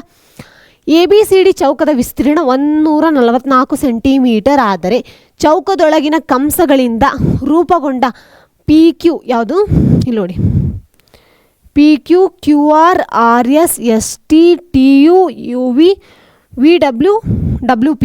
ಹೌದಾ? ಆಕಾರದ ಅಳತೆಯನ್ನು ಕಂಡುಹಿಡಿರಿ. ಅಂದರೆ ಇದ್ರದಷ್ಟರದ್ದು ಒಳಗಡೆ ಇರೋದನ್ನ ಮಾತ್ರ ಏನು ಮಾಡಿ ಕಂಡುಹಿಡಿರಿ ಅಂತ ಹೇಳಿದ್ದಾರೆ. ಹಾಗಾದರೆ ನೋಡೋಣ ಏನು ಬರುತ್ತೆ ಅಂತ. ಫಸ್ಟ್ ಏನು ಮಾಡ್ತಾ ಇದ್ದೀನಿ ಅಂದರೆ ಚೌಕದ ವಿಸ್ತೀರ್ಣ ಕೊಟ್ಟಿದ್ದಾರೆ. ಏನದು ವಿಸ್ತೀರ್ಣ, ವಿಸ್ತೀರ್ಣ. ಹೌದಾ, ಎಷ್ಟು 144 ಅಂತ ಕೊಟ್ಟಿದ್ದಾರೆ. ಹಾಗಾದರೆ ಏನಾಗುತ್ತೆ, A square is equal to 144, A is equal to square root of 144 ಅಂದರೆ ಎಷ್ಟು ಬರುತ್ತೆ ನೋಡಿ ಮಕ್ಕಳೇ, 12 ಅಂತ ಬರುತ್ತೆ. ಎ ಅಂದರೆ ಒಂದು ಕಡೆ ಇರುವ ಬಾಹು. ಹಾಗಾದರೆ ಯಾವುದಾದ್ರು ತೊಗೋತೀನಿ ನಾನು, ಬಿ ಸಿ ಅಂತ ತೊಗೋತೀನಿ. ಓಕೆ, ಇಲ್ಲಿ ನೋಡಿ, A is equal to B C ಅಥವಾ ಯಾವುದಾದ್ರು ತೊಗೊಳ್ಳೋ, ನಾನು ಜಸ್ಟ್ ಕಂಪೇರ್ ಮಾಡ್ತಾಯಿದ್ದೀನಿ. B C is equals to ಯಾವುದೇ ಅದನ್ನ ಸಮ್ ಮಾಡ್ಬೋದು ನಾವು ಇಲ್ಲಿ, B S plus S T plus ಏನಾಗುತ್ತೆ ಟಿ ಸಿ ಅಂತ ಹೇಳ್ತೀವಿ ನಾವು.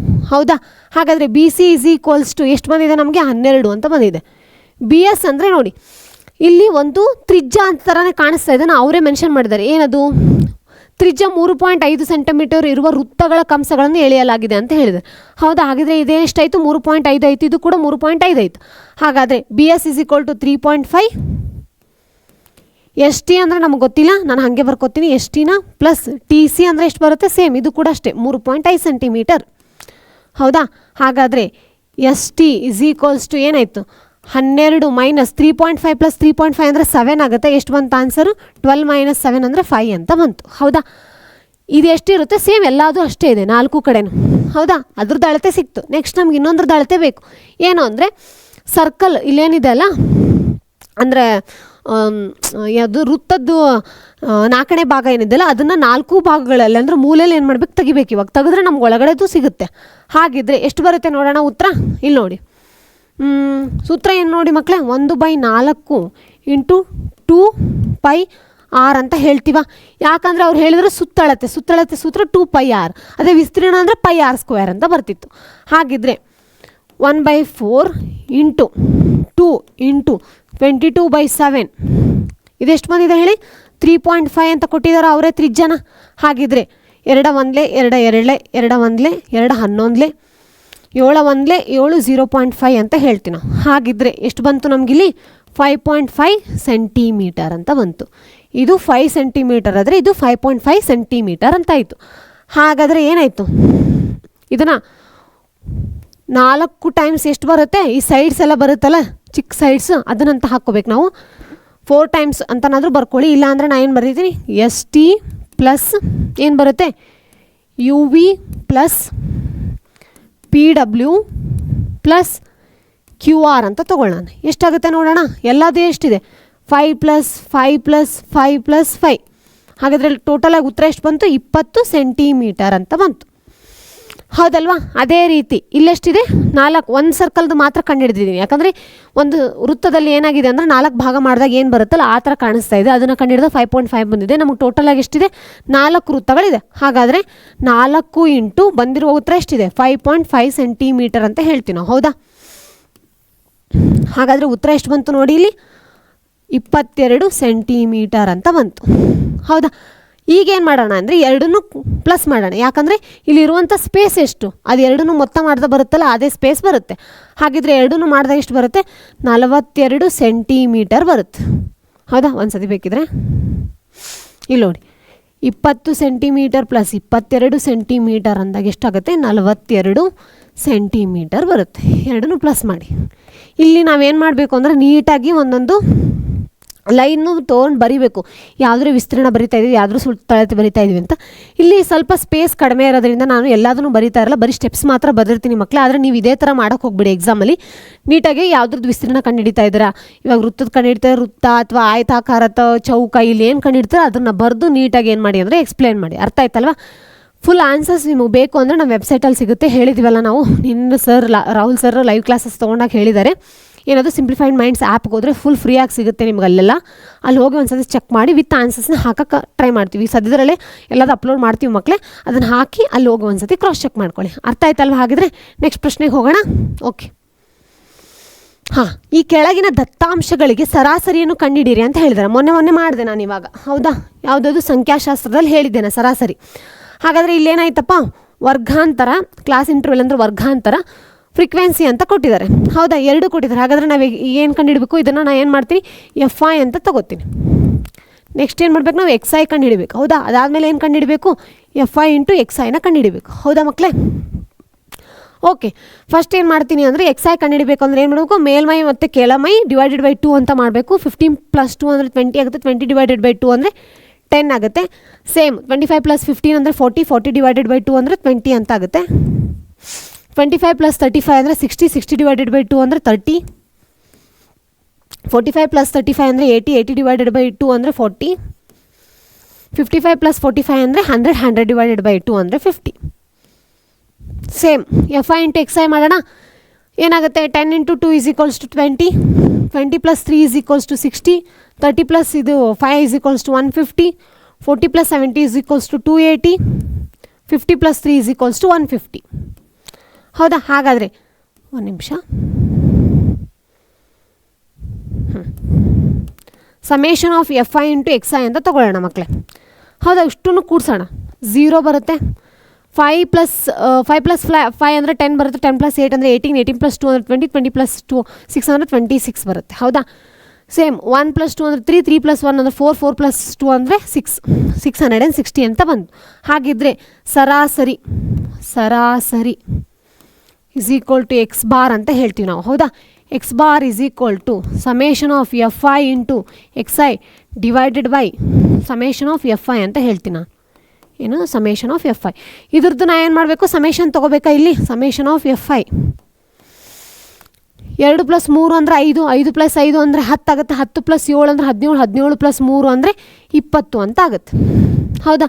ಹಾಗಿದ್ರೆ summation of FI into XI ಅಂದರೆ ಎಷ್ಟು ಬರುತ್ತೆ? 660 ಡಿವೈಡೆಡ್ ಬೈ 20. 0, 0 ಕ್ಯಾನ್ಸಲ್ ಆಗುತ್ತೆ. 33. ಉತ್ತರ ಏನು ಬಂತು? 33. ಸರಾಸರಿ ಎಷ್ಟು ಬಂತು? 33 ಬಂತು. ನೋಡಿ ಮಕ್ಕಳೇ, ಅರ್ಥ ಆಯ್ತಲ್ವಾ ನಿಮಗೆ? ಹೌದಾ? ನೆಕ್ಸ್ಟ್ ಪ್ರಶ್ನೆಗೆ ಹೋಗೋಣ. ಆಗಿದ್ರೆ ಓಕೆ, ಈ ಕೆಳಗಿನ ದತ್ತಾಂಶಗಳಿಗೆ ಬಹುಲಕವನ್ನು ಕಂಡುಹಿಡಿಯಿರಿ ಅಂತ ಹೇಳಿದ್ದಾರೆ. ಬಹುಲಕದ ಸೂತ್ರ ಗೊತ್ತಲ್ವಾ ನಿಮಗೆ? ಏನದು?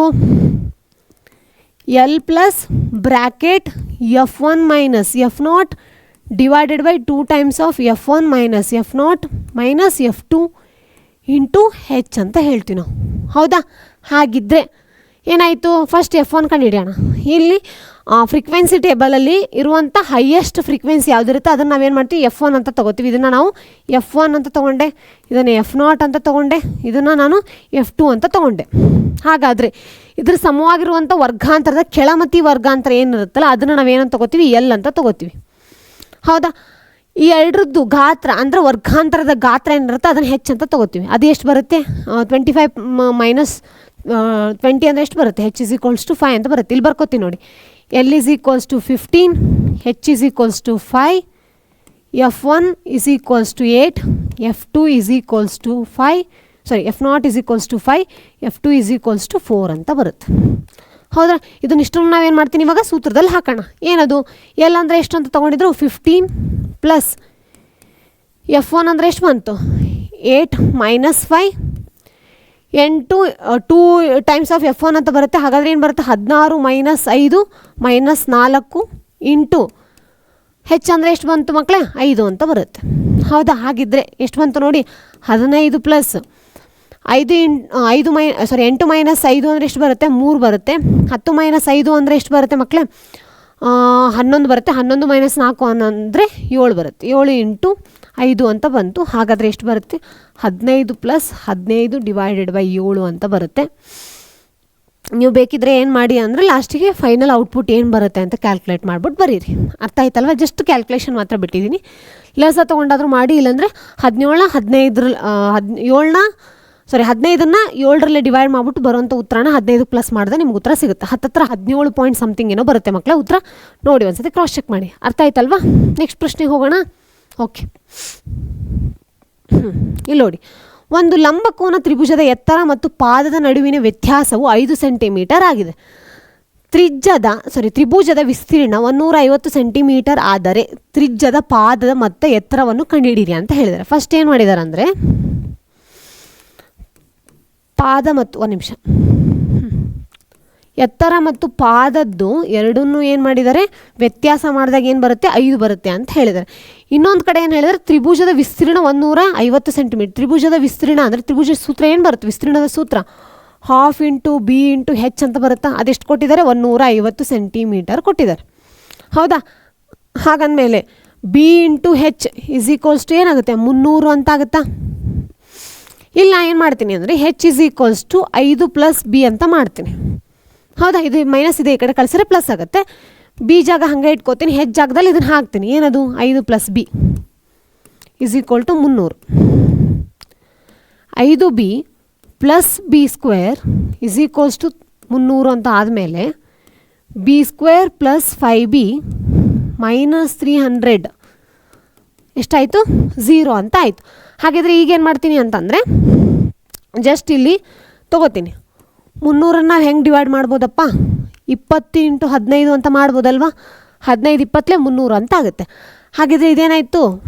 300 b² ಮೈನಸ್ ಅಂತ ಇದೆ, ಮೈನಸ್ ಇಂಟು ಪ್ಲಸ್ ಅಂತಂದರೆ ಮಧ್ಯದಲ್ಲಿ ಪ್ಲಸ್ ಇದೆ, ಅದನ್ನು ಈಗ ತೊಗೋತೀನಿ. Plus into minus = -20b - 15b ಅಂತ ಬರುತ್ತೆ. ಹಾಗಿದ್ರೆ b² + 20b - 15b - 300 = 0. ಹಾಗಿದ್ಮೇಲೆ ಇಲ್ಲೇನು ಮಾಡ್ತೀನಿ? ಬಿ ಕಾಮನ್ ತೊಗೋತೀನಿ. ಏನಾಗುತ್ತೆ? b + 20 ಅಂತ ಬರುತ್ತೆ. ಸೇಮ್ ಇದರಲ್ಲಿ ಏನು ತೊಗೋತಾ ಇದ್ದೀನಿ? ಕಾಮನ್ನು -15 ಕಾಮನ್ ತೊಗೋತಾ ಇದ್ದೀನಿ. ಸೇಮ್ b + 20 ಅಂತಲೇ ಬರುತ್ತೆ, = 0. ಹಾಗಿದ್ಮೇಲೆ b + 20 ಮತ್ತು b - 15 = 0 ಅಂತ ಬಂತಾ? b = -20, b = +15 ಅಂತ ಬರುತ್ತೆ. ಇಲ್ಲಿ ನೋಡಿ, ಪ್ಲಸ್ ಇದು ಆ ಕಡೆ ಹೋಯಿತು, ಮೈನಸ್ ಆಯಿತು. ಇಲ್ಲಿ ಮೈನಸ್ ಇದು ಆ ಕಡೆ ಹೋದ್ರೆ ಪ್ಲಸ್ ಆಯಿತು. ಯಾವತ್ತಿದ್ರೂ ಬೇಸ್ ಅಥವಾ ಯಾವುದೇ ಅಳತೆಗಳು ಮೈನಸಲ್ಲಿ ಇರೋಕ್ಕೆ ಚಾನ್ಸ್ ಇಲ್ಲ. ಹಾಗಾಗಿ ಬಿನ ನಾನು 15 ಅಂತ ಕನ್ಸಿಡರ್ ಮಾಡ್ತಾ ಇದ್ದೀನಿ. ಹಾಗಾದರೆ ಬಿ 15 ಆಯಿತು ಅಂದರೆ ಹೆಚ್ಚು ಎಷ್ಟಾಗುತ್ತೆ? H = 5 + b ಎಷ್ಟು ಬಂದಿದೆ ನೋಡಿ ಮಕ್ಕಳೇ. ಇದನ್ನು ನಾನು ಇಕ್ವೇಷನ್ ನಂಬರ್ 1 ಅಂತ ಹೇಳ್ತೀನಿ. ಬಿ ಇಕ್ವೇಷನ್ ನಂಬರ್ 1 ಹಾಕಿದಾಗ ಎಷ್ಟು ಬಂತು? ಒಂದು ನಿಮಿಷ, 15 ಅಂತ ತೊಗೊಂಡಿದ್ದೀನಿ. ಹಾಗಾದರೆ ಎಷ್ಟು ಬಂತು? H = 20 ಸೆಂಟಿಮೀಟರ್ ಅಂತ ಬಂತು. ಹಾಗಾದರೆ ಎತ್ತರ ಎಷ್ಟು ಬಂತು? 20 ಸೆಂಟಿಮೀಟರ್ ಬಂತು. ಪಾದ ಎಷ್ಟು ಬಂತು? 15 ಸೆಂಟಿಮೀಟರ್ ಬಂತು. ಹೌದಲ್ವಾ ಮಕ್ಕಳೇ? ನೋಡಿ ಎಷ್ಟು ಈಸಿಯಾಗಿದೆ ಅಲ್ಲ. ಜಸ್ಟ್ ಕಾಲಮ್ ಮಾಡ್ಕೊಂಡು ಈ ಥರನಾದರೂ ಮಾಡಿ, ಇಲ್ಲಾಂದರೆ ಸ್ಟೆಪ್ ಬೈ ಸ್ಟೆಪ್ ಮಾಡಿ. ಇಕ್ವೇಷನ್ 1 2 ಅಂತ ಕರೆಕ್ಟಾಗಿ ತೊಗೊಳ್ಳಿ, ಆಯಿತಾ? ಇಲ್ಲಿ ಎಕ್ಸ್ಪ್ಲೇನ್ ಮಾಡ್ಬೇಕಾದ್ರೆ ನಾನು ಜಸ್ಟ್ ಸ್ಟೆಪ್ಸ್ ಮಾತ್ರ ನಿಮ್ಗೆ ಯಾಕೆ ಹೇಳ್ತಾ ಇರೋದು, ಜಸ್ಟ್ ನಿಮ್ಗೆ ಐಡಿಯಾ ಸಿಗಲಿ ಅಂತ. ಪೂರ್ತಿಯಾಗಿ ನಾನು ಇಲ್ಲಿ ಸ್ಟೆಪ್ ಬೈ ಸ್ಟೆಪ್ ಇದೇ ಥರ ಎಕ್ಸಾಮಲ್ಲಿ ಬರೀರಿ ಅಂತ ನಾನು ಹೇಳ್ತಾ ಇಲ್ಲ. ಸ್ಟೆಪ್ಸ್ ಈ ಥರ ಫಾಲೋ ಮಾಡಿ ಅಂತ ಹೇಳ್ತಾ ಇದ್ದೀನಿ. ಯಾಕಂದರೆ ಇಲ್ಲಿ ಸ್ಪೇಸ್ ಕಡಿಮೆ ಇರುತ್ತೆ, ಟೈಮ್ ಕಡಿಮೆ ಇರೋದ್ರಿಂದ ಯಾವ ಕ್ವಶನ್ ಹೆಂಗೆ ಅಟೆಂಡ್ ಮಾಡಬೇಕು ಅಂತ ಹೇಳ್ಕೊಡ್ತಾ ಇದ್ದೀನಿ. ಅರ್ಥ ಆಯ್ತಲ್ವಾ? ನೆಕ್ಸ್ಟ್ ಪ್ರಶ್ನೆಗೆ ಹೋಗೋಣ. ಓಕೆ, ಮೌಲ್ಯೀಕರಿಸಿ. ಏನದು? 2 cos 60 degree + tan 45 degree minus √3 cosec 60 degree ಮತ್ತೇನಾಯಿತು? ಡಿವೈಡೆಡ್ ಬೈ ಏನಾಗುತ್ತೆ? ಒಂದು ನಿಮಿಷ ಮಕ್ಕಳೇ, √3 sec 30 degree + 2 cos 60 degree + cot 45 degree ಅಂತ ಹೇಳಿದ್ದಾರೆ. ಹಾಗಾದರೆ ನಾನು ಏನು ಮಾಡ್ತೀನಿ? ಬರ್ಕೊಂಡು ಹೋಗ್ತೀನಿ. 2 cos 60 ಅಂದರೆ ಎಷ್ಟು ಬರುತ್ತೆ? 1/2. ಹೌದಾ? ಪ್ಲಸ್ tan 45 ಅಂದರೆ ಎಷ್ಟು ಬರುತ್ತೆ? 1 ಬರುತ್ತೆ. ಒಂದು ನಿಮಿಷ, 1 ಬರುತ್ತೆ. ಪ್ಲಸ್ ಅಲ್ಲ, ಮೈನಸ್ ಅಲ್ವಾ? ಮೈನಸ್ √3 ಕೊಸೆಕ್ ಅಂದರೆ ಎಷ್ಟು ಬರುತ್ತೆ? 2/√3 ಕೊಸೆಕ್ 60 ಅಂದರೆ. ಹೌದಾ? ಹಾಗಾದರೆ ಸೇಮ್ ಅದೇ ಥರ √3 sec 30 ಅಂತ ಹೇಳಿದ್ದಾರೆ. ಕೊಸೆಕ್ 60 ಮತ್ತು sec 30 ಇದು ವ್ಯಾಲ್ಯೂ ಸೇಮ್ ಆಗಿದೆ. ಹಾಗಾದರೆ ವ್ಯಾಲ್ಯೂ ಎಷ್ಟು ಬರುತ್ತೆ? 2/√3 ಅಂತ ಹೇಳ್ಬೋದಾ? ಅದೇ ರೀತಿ ಪ್ಲಸ್ 2 of cos 60 ಅಂದರೆ ಮೇಲೆ ಬರ್ತಿದ್ವಲ್ಲ, ಏನದು? 1/2. ಸೇಮ್ ಕಾಟ್ ಅಂದರೆ ಎಷ್ಟು ಬರುತ್ತೆ? +1 cot 45. ಹೌದಾ? ಹಾಗಿದ್ರೆ ಏನು ಮಾಡ್ತೀನಿ? 2 ಕ್ಯಾನ್ಸಲ್ ಮಾಡ್ತೀನಿ, √3 ಕ್ಯಾನ್ಸಲ್ ಮಾಡ್ತೀನಿ, √3 ಕ್ಯಾನ್ಸಲ್ ಆಗುತ್ತೆ, 2 ಕ್ಯಾನ್ಸಲ್ ಆಗುತ್ತೆ. ಎಷ್ಟಾಗುತ್ತೆ ನೋಡೋಣ. ಏನದು? ಮೇಲ್ಗಡೆ ಇಲ್ಲಿ 1 ಇದೆ, 1 + 1 - 2 ಡಿವೈಡೆಡ್ ಬೈ 2 + 1 + 1. ಹೌದಾ? ಹಾಗಿದ್ರೆ ಏನು ಬಂತು? 2 - 2 ಡಿವೈಡೆಡ್ ಬೈ 2 + 1 1 + 2 2 + 1 3 3 + 1 ಅಂದರೆ 4 ಅಂತ ಬಂತು. ಹಾಗಾದರೆ 0/4 ಅಂತ ಬರುತ್ತೆ. ಆನ್ಸರ್ ಏನು ಬಂತು? 0 ಅಂತ ಬಂತು. ನೋಡಿ ಮಕ್ಕಳೇ, ಎಷ್ಟು ಸಿಂಪಲ್ ಆಗಿದೆ ನೋಡಿ. ಜಸ್ಟ್ ನಿಮ್ಗೆ ಏನು ಗೊತ್ತಿರಬೇಕು ಅಂದರೆ ಎಲ್ಲದ್ರದ್ದು ವ್ಯಾಲ್ಯೂ ಗೊತ್ತಿರಬೇಕು. cos 60 ಅಂದರೆ ಎಷ್ಟು, cos 30 ಅಂದರೆ ಎಷ್ಟು, tan 45 ಅಂದರೆ ಎಷ್ಟು, tan 30 ಅಂದರೆ ಎಷ್ಟು ಗೊತ್ತು. ಎಲ್ಲದೂ ವ್ಯಾಲ್ಯೂಸ್ ಗೊತ್ತಿತ್ತು ಅಂದರೆ ನೀವು ಈಸಿಯಾಗಿ ಇದನ್ನು ಮಾಡ್ಬೋದು. ಅರ್ಥ ಆಯ್ತಲ್ವಾ? ನೆಕ್ಸ್ಟ್ ಪ್ರಶ್ನೆಗೆ ಹೋಗೋಣ. ಆಗಿದ್ರೆ okay, cos cube theta + sin cube theta divided by cos theta + sin theta plus cos cube theta - sin cube theta divided by cos theta - sin theta = 2. ಇದನ್ನು ಪ್ರೂವ್ ಮಾಡಬೇಕು ಅಂತ ಹೇಳಿದ್ದಾರೆ. ಹಾಗಿದ್ರೆ ನೋಡೋಣ. ಫಸ್ಟ್ ಏನದು? LHS ಅಂತ ಬರ್ಕೋತೀನಿ ನಾನು. ಹೌದಾ? cos cube theta + sin cube theta ನಾವೇನಂತ ಬರ್ಕೋಬೋದು ನೋಡಿ. cos theta + sin theta into cos square theta plus sine square theta minus cos theta into sine theta ಅಂತ ಬರಿಬೋದಾ ಮಕ್ಕಳೇ? ಹೌದಾ? ಇದು ಫಾರ್ಮುಲಾ ನೆನಪಿರಬೇಕು, ನೆನಪಿದ್ರೆ ಮಾತ್ರ ಗೊತ್ತಾಗುತ್ತೆ. Whole root of whole divided by cos theta plus sine theta. ನಾ ಇವಾಗಲೇ ಹೇಳ್ತಾ ಇದ್ದೀನಿ, ಏನದು ಟ್ರಿಗ್ನೋಮೆಟ್ರಿ ಏನಿದೆ ಅಲ್ಲ ನಿಮ್ಮದು, ಅದನ್ನು ತ್ರಿಕೋನಮಿತಿ ಏನಿದೆಲ್ಲ ಕರೆಕ್ಟಾಗಿ ಒಂದ್ಸತಿ ಓದಿ ಮಕ್ಕಳೇ. ಯಾಕಂದ್ರೆ ಅಲ್ಲೇ ನಿಮಗೆ ಕ್ವಶನ್ಸ್ ಕರೆಕ್ಟಾಗಿ ಕೇಳೋದು. ನಾ ಇದಕ್ಕೆ ಹೇಳ್ತಾ ಇರೋದು ವ್ಯಾಲ್ಯೂಸ್ ಆಗಿರ್ಬೋದು, ಈ ಥರ ಫಾರ್ಮುಲಾಸ್ನಾಗಿರ್ಬೋದು, ಸೂತ್ರಗಳನ್ನು ನಾವು ಕರೆಕ್ಟಾಗಿ ಓದಿ ಅಂತ ಇದಕ್ಕೆ ಹೇಳ್ತಾ ಇರೋದು. ಪಟ್ಟಂತ ಎಕ್ಸಾಮಲ್ಲಿ ನೆನಪಾಗಲ್ಲ. ಇದೆಲ್ಲ ನೆನಪಾಗಿರ್ಬೇಕು ಅಂದ್ರೆ ಮತ್ತೆ ನೀವೇನು ಮಾಡಬೇಕು, ಓದ್ತಾನೆ ಇರಬೇಕು. ಅರ್ಥ ಆಯ್ತಲ್ವಾ? ಹಾಗಿದ್ರೆ ನೆಕ್ಸ್ಟ್ ನೋಡಿ, plus cos cube theta minus sine cube ಟೀಟಾನ ಹೆಂಗೆ ಬರ್ಕೋತೀರಾ ನೀವು? Cos theta minus sine theta cos square theta plus sine square theta plus cos theta into sine theta divided by cos theta minus sine theta. ಹೌದಲ್ವಾ? ಹಾಗಿದ್ರೆ cos theta plus sine theta cancel ಆಗುತ್ತೆ. Cos theta minus sine theta cancel ಆಗುತ್ತೆ. ಹಾಗಿದ್ರೆ ನಮಗೆ ಬರೋ ಉತ್ತರ ಏನಾಗಿರುತ್ತೆ ನೋಡಿ, cos square theta plus sine square theta minus cos theta into sine theta. Same ಅದಾದಮೇಲೆ ಏನಾಯಿತು, plus cos square theta plus sine square theta plus cos theta into sine theta. ಹೌದಾ? ಹಾಗಿದ್ರೆ ಇಲ್ಲಿ ನೋಡಿ, ಮೈನಸ್ ಕಾಸ್ ಟೀಟಾ ಮತ್ತು plus cos theta ಏನಾಗುತ್ತೆ ಮಕ್ಕಳೇ? Cancel ಆಗುತ್ತೆ, ಇದು ಮತ್ತು ಇದು. ಹೌದಾ? Cos square theta plus sine square theta ಅಂದರೆ ಏನು? 1 ಅಂತ ಹೇಳ್ತೀವ ನಾವು. ಹಾಗಿದ್ರೆ 1 ಸೇಮ್ ಇಲ್ಲೂ ಕೂಡ ಏನು 1 ಆಗುತ್ತೆ. ಪ್ಲಸ್ 1 ಈಸ್ ಈಕ್ವಲ್ಸ್ ಟು ಏನಾಯ್ತು? 2 ಅಂತ ಆಯ್ತು. ಈಸ್ ಈಕ್ವಲ್ಸ್ ಟು RHS ಅಂತ ಬರುತ್ತೆ. ಹೌದಾ? ನಮ್ಗೆ ಲಾಸ್ಟಿಗೆ ಔಟ್ಪುಟ್ ಏನು ಬೇಕಾಗಿತ್ತು? 2 ಅಂತ ಬೇಕಾಗಿತ್ತು. ಹೌದಾ? ಲಾಸ್ಟಿಗೆ ಉತ್ತರ ನಮಗೇನು ಬಂತು? 2 ಅಂತ ಬಂತು. ನೋಡಿ, ಅರ್ಥ ಆಯ್ತಲ್ವ ಮಕ್ಕಳೇ? ಎಷ್ಟು ಈಸಿಯಾಗಿದೆ ನೋಡಿ. ಸಿಂಪಲಾಗಿ ನೀವು ಅರ್ಥ ಮಾಡ್ಕೊಂಡ್ರಿ ಅಂದರೆ ಕಾನ್ಸೆಪ್ಟ್ ಪಟ ಅಂತ ಮಾಡ್ಕೊಂಡು ಹೋಗ್ಬೋದು. ನೆಕ್ಸ್ಟ್ ಪ್ರಶ್ನೆಗೆ ಹೋಗೋಣ ನೋಡಿ. ಓಕೆ, ಇದು ಏನಂದರೆ ಗ್ರಾಫ್ ಮಕ್ಕಳೇ. ಗ್ರಾಫ್ ಇಲ್ಲಿ ಎಕ್ಸ್ಪ್ಲೇನ್ ಮಾಡೋಕ್ಕಾಗಲ್ಲ ಅಂತ ಜಸ್ಟ್ ನಾನು ಫೋಟೋ ಹಾಕಿದ್ದೀನಿ. ಏನಿಲ್ಲ, ಕೊಟ್ಟರೆ ವ್ಯಾಲ್ಯೂನ ಏನು ಮಾಡಬೇಕು, ಒಂದು ಸತಿ ಎಕ್ಸ್ ಜಾಗದಲ್ಲಿ 0 ಹಾಕಬೇಕು, ಇನ್ನೊಂದು ಟೈಮಲ್ಲಿ ವೈ ಜಾಗದಲ್ಲಿ 0 ಹಾಕಿದ್ರೆ ನಿಮ್ಗೆ 2 ವ್ಯಾಲ್ಯೂ ಸಿಗುತ್ತೆ. ಸೇಮ್ ಇಲ್ಲಿ ಕೂಡ ಹಾಗೆ 2 ಈಕ್ವೇಷನು ಒಂದು ಟೈಮಲ್ಲಿ ಎಕ್ಸಲ್ಲಿ 0 ಹಾಕಿದ್ರೆ ಇನ್ನೊಂದು ಟೈಮ್ ವೈಯಲ್ಲಿ 0 ಹಾಕಬೇಕು. ಅವಾಗ ನಿಮ್ಗೆ 2 ಪಾಯಿಂಟ್ ಸಿಗುತ್ತೆ. 2 ಪಾಯಿಂಟ್ನ ನೀವು ನೋಟ್ ಮಾಡಿ, ಅದಾದಮೇಲೆ ಸ್ಕೇಲ್ನ ಯಾವುದೇ ಕಾರಣಕ್ಕೂ ಮರಿಬೇಡಿ ಮಕ್ಕಳೇ. ಅಳತೆಯನ್ನು ಬರೀರಿ ಕರೆಕ್ಟಾಗಿ, ಅದಕ್ಕೂ ಕೂಡ 1 ಮಾರ್ಕ್ಸ್ ಇರುತ್ತೆ. ಕರೆಕ್ಟಾಗಿ ಲಾಸ್ಟಿಗೆ ಆನ್ಸರ್ ಏನು ಬರುತ್ತಲ್ಲ ಆ ಆನ್ಸರ್ನು ಕೂಡ ಏನು ಮಾಡಬೇಕು ಅಂದರೆ ನೀವು ಬರಿಬೇಕು. ಅರ್ಥ ಆಯ್ತಲ್ವಾ? ಹಾಗಾದರೆ ನೆಕ್ಸ್ಟ್ ಪ್ರಶ್ನೆಗೆ ಹೋಗೋಣ. ಓಕೆ, 4 ಪದಗಳಿಂದ ಒಂದು ಸಮಾಂತರ ಶ್ರೇಣಿಯ ಪದಗಳಲ್ಲಿ ಮೊತ್ತವು 32 ಆಗಿದೆ. ಮೊದಲ ಮತ್ತು ಕೊನೆಯ ಪದಗಳ ಗುಣಲಬ್ಧ ಹಾಗೂ 2 ಮತ್ತು 3ನೇ ಪದಗಳ ಗುಣಲಬ್ಧ ಅನುಪಾತ 7:15 ಆಗಿದೆ. ಹಾಗಾದರೆ ಶ್ರೇಣಿಯ ಪದವನ್ನು ಕಂಡುಹಿಡಿಯಿರಿ ಅಂತ ಹೇಳಿದ್ದಾರೆ. ಹಾಗಾದರೆ ನೋಡೋಣ. ಫಸ್ಟ್ ಏನಂತ ಹೇಳಿದ್ದಾರೆ, ಮೊದಲ 4 ಪದಗಳ ಮೊತ್ತವು 32 ಅಂತ ಹೇಳಿದ್ದಾರೆ. ನಾನು ಅದನ್ನು ಬರ್ಕೊಂಡ್ಬಿಡ್ತೀನಿ. 7 + 3D 7 + D ಸಾರಿ A + 7 ಅಂತ ಯಾಕೆ ಹೇಳ್ತೀನಿ, A + D A - T next A + 3D A + 3D ಅಲ್ಲ A - 3D. ಇದ್ರಷ್ಟದು ಮೊತ್ತ ಎಷ್ಟಾಗಿದೆ? 32. ಹಾಗಾದರೆ ಇದನ್ನ ಎಷ್ಟು ಏನು ಮಾಡ್ಕೋಬೇಕು? ಪ್ಲಸ್ ಮಾಡ್ಕೋಬೇಕು. ಹೌದಾ? ಹಾಗಿದ್ರೆ A + 3D + A + D minus A plus of D ಆಮೇಲೆ ಏನಂತ ಪ್ಲಸ್, ಒಂದು ನಿಮಿಷ, ಇದು ಪ್ಲಸ್ ಆಗುತ್ತಲ್ವ? ಹಾಗಿದ್ರೆ ಇದೇನಾಗುತ್ತೆ? ಮೈನಸ್ ಆಗುತ್ತೆ. ಒಂದು ನಿಮಿಷ. Plus of A - T plus A - 3D is equals to 32 ಅಂತ ಹೇಳ್ತಾ ಇದ್ವಿ. ಹೌದಾ? ಹಾಗಿದ್ರೆ +3 - 3D 2 ಕ್ಯಾನ್ಸಲ್ ಆಯಿತಾ? ಪ್ಲಸ್ T ಮತ್ತು -D 2 ಕ್ಯಾನ್ಸಲ್ ಆಯಿತಾ? 4A ಇಸ್ ಈಕ್ವಲ್ಸ್ ಟು 32 ಅಂತ ಆಯಿತು.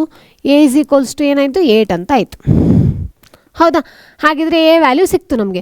ನೆಕ್ಸ್ಟ್ ಅವ್ರು ಏನು ಹೇಳ್ತಾ ಇದ್ದಾರೆ, ಮತ್ತೆ D ಕಂಡುಹಿಡಬೇಕು. 4 ಶ್ರೇಣಿಗಳ ಸಂಖ್ಯೆಗಳನ್ನು ಕಂಡುಹಿಡಿರಿ ಅಂತ ಹೇಳಿದ್ದಾರೆ. ಹಾಗಾದರೆ ನಮಗೂ ಏನು ಬೇಕು? ವ್ಯಾಲ್ಯೂ D ಬೇಕು. ಯಾಕಂದರೆ ನಾವು ಶ್ರೇಣಿಯಲ್ಲಿ ತೊಗೊಂಡಿರೋದು A + 3D ಅಂತ ವ್ಯಾಲ್ಯೂಸು. ಅವ್ರು ಏನು ಮಾಡಿದ್ದಾರೆ, 2 ಗುಣಲಬ್ಧಗಳು ಅನುಪಾತ 7:5 ಅಂತ ಹೇಳಿದ್ದಾರೆ. 1 ಮತ್ತು 4ನೇ ಪದದ ಗುಣಲಬ್ಧ ಮತ್ತು 2 ಮತ್ತು 3ನೇ ಪದಗಳ ಗುಣಲಬ್ಧ ಎಷ್ಟು ಬಂದಿದೆ? 7:15 ಬಂದಿದೆ ಅಂತ. ಹಾಗಾದರೆ ಅದನ್ನು ಬರ್ಕೋತೀನಿ ನಾನು. ಏನದು? ನೋಡಿ, A + 3D ಮತ್ತು a-3d ಎಷ್ಟು ಬಂದಿದೆ ಹಂಗಂದರೆ 7 ಬಂದಿದೆ ಅಂತ. ಹೌದಾ? ಹಾಗಿದ್ದರೆ a ಇಂಟು a ಅಂದರೆ a² ಅಂತ ಬರುತ್ತೆ, -3ad ಅಂತ ಬರುತ್ತೆ. ಇಲ್ಲೇನಾಗುತ್ತೆ +3ad ಅಂತ ಬರುತ್ತೆ. ಪ್ಲಸ್ ಇಂಟು ಮೈನಸ್ ಅಂದರೆ -9d² ಅಂತ ಬರುತ್ತೆ, = 7 ಅಂತ ಬರುತ್ತೆ. ಇದು ಕ್ಯಾನ್ಸಲ್ ಆಗುತ್ತೆ. ಏನು ಬಂತು? a² - 9d² ಏನಾಯಿತು? 7 ಅಂತ ಬಂತು. ಹೌದಾ? ಅದೇ ರೀತಿ a + d into a - d ಎಷ್ಟು ಬಂತು? 15 ಅಂತ ಬಂದಿದೆ. ಯಾಕಂದರೆ 2ನೇ ಪದ ಮತ್ತು 3ನೇ ಪದ ಅಂತ ಹೇಳಿದ್ದಾರೆ. ಹಾಗಾದರೆ a² ಪ್ಲಸ್ ಏನಾಯಿತು? ಪ್ಲಸ್ ಬರಲ್ಲ, -a ಇಂಟು d ಅಂತ ಆಗುತ್ತೆ, -ad. ಇಲ್ಲೇನಾಯಿತು? +ad -d² 15 ಅಂತ ಬಂತು. ಹೌದಾ? ಇದು ಕ್ಯಾನ್ಸಲ್ ಆಗುತ್ತೆ. a² - d² ಏನಾಯಿತು? 15 ಅಂತ ಬಂತು. ಇಕ್ವೇಷನ್ ನಂಬರ್ 1 ಅಥವಾ ಇಕ್ವೇಷನ್ ನಂಬರ್ 2 ಅಂತ ತೊಗೋತೀನಿ, ಇದನ್ನು ಇಕ್ವೇಷನ್ ನಂಬರ್ 1 ಅಂತ ತೊಗೋತೀನಿ. ಹೌದಾ? ಇಲ್ಲಿ ಎರಡೂ ಒಂದೇ ಕಡೆ ಬರೆಯೋಣ. ಏನದು? a² - 9d² 7 ಅಂತ ಇದೆ. ಇಲ್ಲಿ ಸೇಮ್ a² - d² 15 ಅಂತ ತೊಗೋತೀನಿ. ಹೌದಾ? ಹಾಗಿದ್ರೆ ಇದನ್ನು ನಾನು ಏನು ಮಾಡ್ತೀನಿ? ಇಲ್ಲಿ ಚಿಹ್ನೆ ಚೇಂಜ್ ಮಾಡ್ಕೊಂಡು ಇದು ಮೈನಸ್ ಮಾಡ್ತೀನಿ, ಇದನ್ನು ಪ್ಲಸ್ ಮಾಡ್ತೀನಿ, ಇದನ್ನು ಏನು ಮಾಡ್ತೀನಿ? ಮೈನಸ್ ಅಂತ ಮಾಡ್ತೀನಿ. a² ಕ್ಯಾನ್ಸಲ್ ಆಯಿತು, ಯಾಕಂದ್ರೆ ಪ್ಲಸ್ ಮತ್ತು ಮೈನಸ್ಸು. ಇಲ್ಲೇನಾಯಿತು? -9d² ಪ್ಲಸ್ ಅಂದರೆ ಎಷ್ಟಾಗುತ್ತೆ ಹೇಳಿ? -ad² ಆಗುತ್ತೆ, = 15 ಮತ್ತು 7 -15 ಪ್ಲಸ್ 7 ಅಂದರೆ ಏನಾಗುತ್ತೆ? -8 ಆಗುತ್ತೆ. Minus cancel, 8 1 ಅಂತಾಯಿತು. d = 1 ಅಂತ ಬರುತ್ತೆ. +or-1 ಅಂತ ಬರುತ್ತೆ, ಆದರೆ ಡೈರೆಕ್ಟಾಗಿ ನಾನು 1 ಅಂತ ತಗೋತೀನಿ, ಯಾಕಂದರೆ ಡಿ ಇದರಲ್ಲಿ ಇರೋಕ್ಕೆ ಚಾನ್ಸ್ ಇಲ್ಲ. ಓಕೆನಾ? 1 ಅಂತ ತೊಗೊಂಡೆ. ಹಾಗಿದ್ದರೆ ಇವಾಗ ನಮಗೇನಾಯಿತು? a ವ್ಯಾಲ್ಯೂ ಸಿಕ್ತು, d ವ್ಯಾಲ್ಯೂ ಸಿಕ್ತು. ಹೌದಾ? ಇಲ್ಲಿ ಬರ್ಕೊಳ್ಳ ಒಂದು ಕಡೆ ನಾನು a ಎಷ್ಟು ಬಂದಿದೆ ಮಕ್ಕಳೇ? 8 ಅಂತ ಬಂದಿದೆ. d = 1 ಅಂತ ಬಂದಿದೆ. ಹಾಗಿದ್ದರೆ ನಾನೇನು ಮಾಡ್ತೀನಿ ಇವಾಗ? ಸಮಾಂತರ ಶ್ರೇಣಿ ಬರೀತೀನಿ 4 ಪದದ್ದು.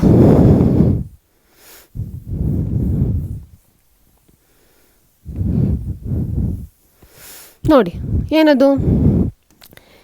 a + 3d. ಹೌದಾ? a + d, a - d, a - 3d ಅಂತ 4 ಪದ ತೊಗೊಂಡಿದ್ನ ನಾನು. 4 ಪದಕ್ಕೆ ತೊಗೋತೀನಿ. 8 + 3 × 1. ಹೌದಾ?